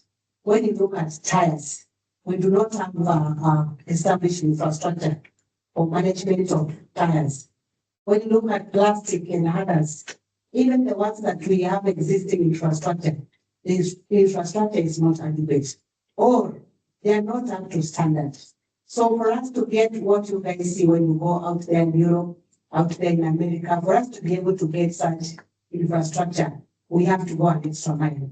There is no one that will come from outside Kenya to build our country. And I appreciate the question and the concern on the utilization of the fees collected. And we will work this journey together until we ensure that we have infrastructure that supports sustainable waste management. We have infrastructure that will enable the country to transition from this linear economy that we just make, use, and dispose products. We transition to a circular economy where products are recovered and they are retained in circulation, and we will achieve sustainable development through that. So as we come to the end of our day one stakeholder sensitization, just be assured that whatever comments you have made, whatever contribution you have made, it will be factored in. I just informed you at the beginning that our coming here was informed by some of the comments I collected from here way back in March, and others who are collected from the Western region at the same time. And my friend there is very happy that we have moved EPR from tweak to clearance, because tweak was based on intention. Sometimes what you intend to do, you may not end up doing that.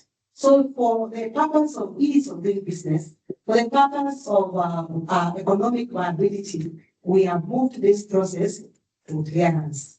And we look forward to making the process better as we continue to implement. So thank you very much. Remember, this process is running for 3 days, today, tomorrow, and Wednesday. So your colleagues who have not come, tell them to come tomorrow and the other day. Then after that, we will move to other areas, because we intend to create this awareness and to train all the regulated community and members of the public on the same before we go live. So I appreciate you so much. I will give to Kelly to maybe bring someone to do the prayers. Thank you so much. No, we don't do it that way. No, we do it all. We agree, we don't do it that way. Thank you so much, Anastasia. That was quite good.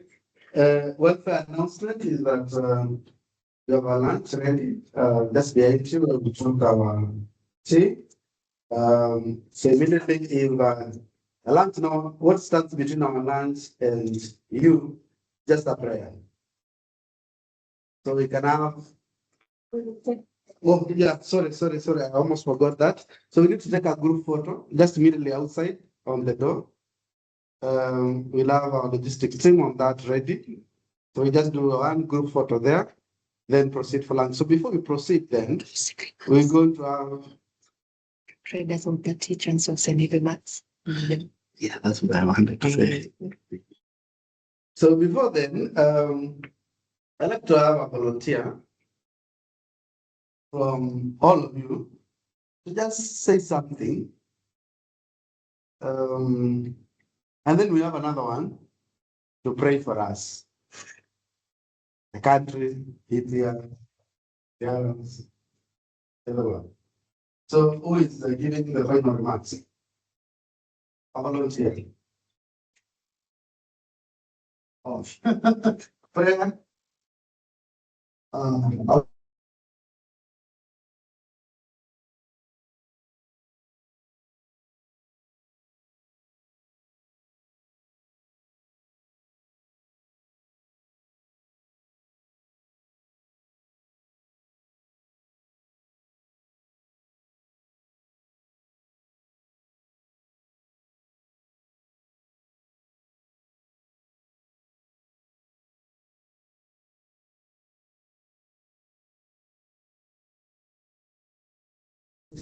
Okay.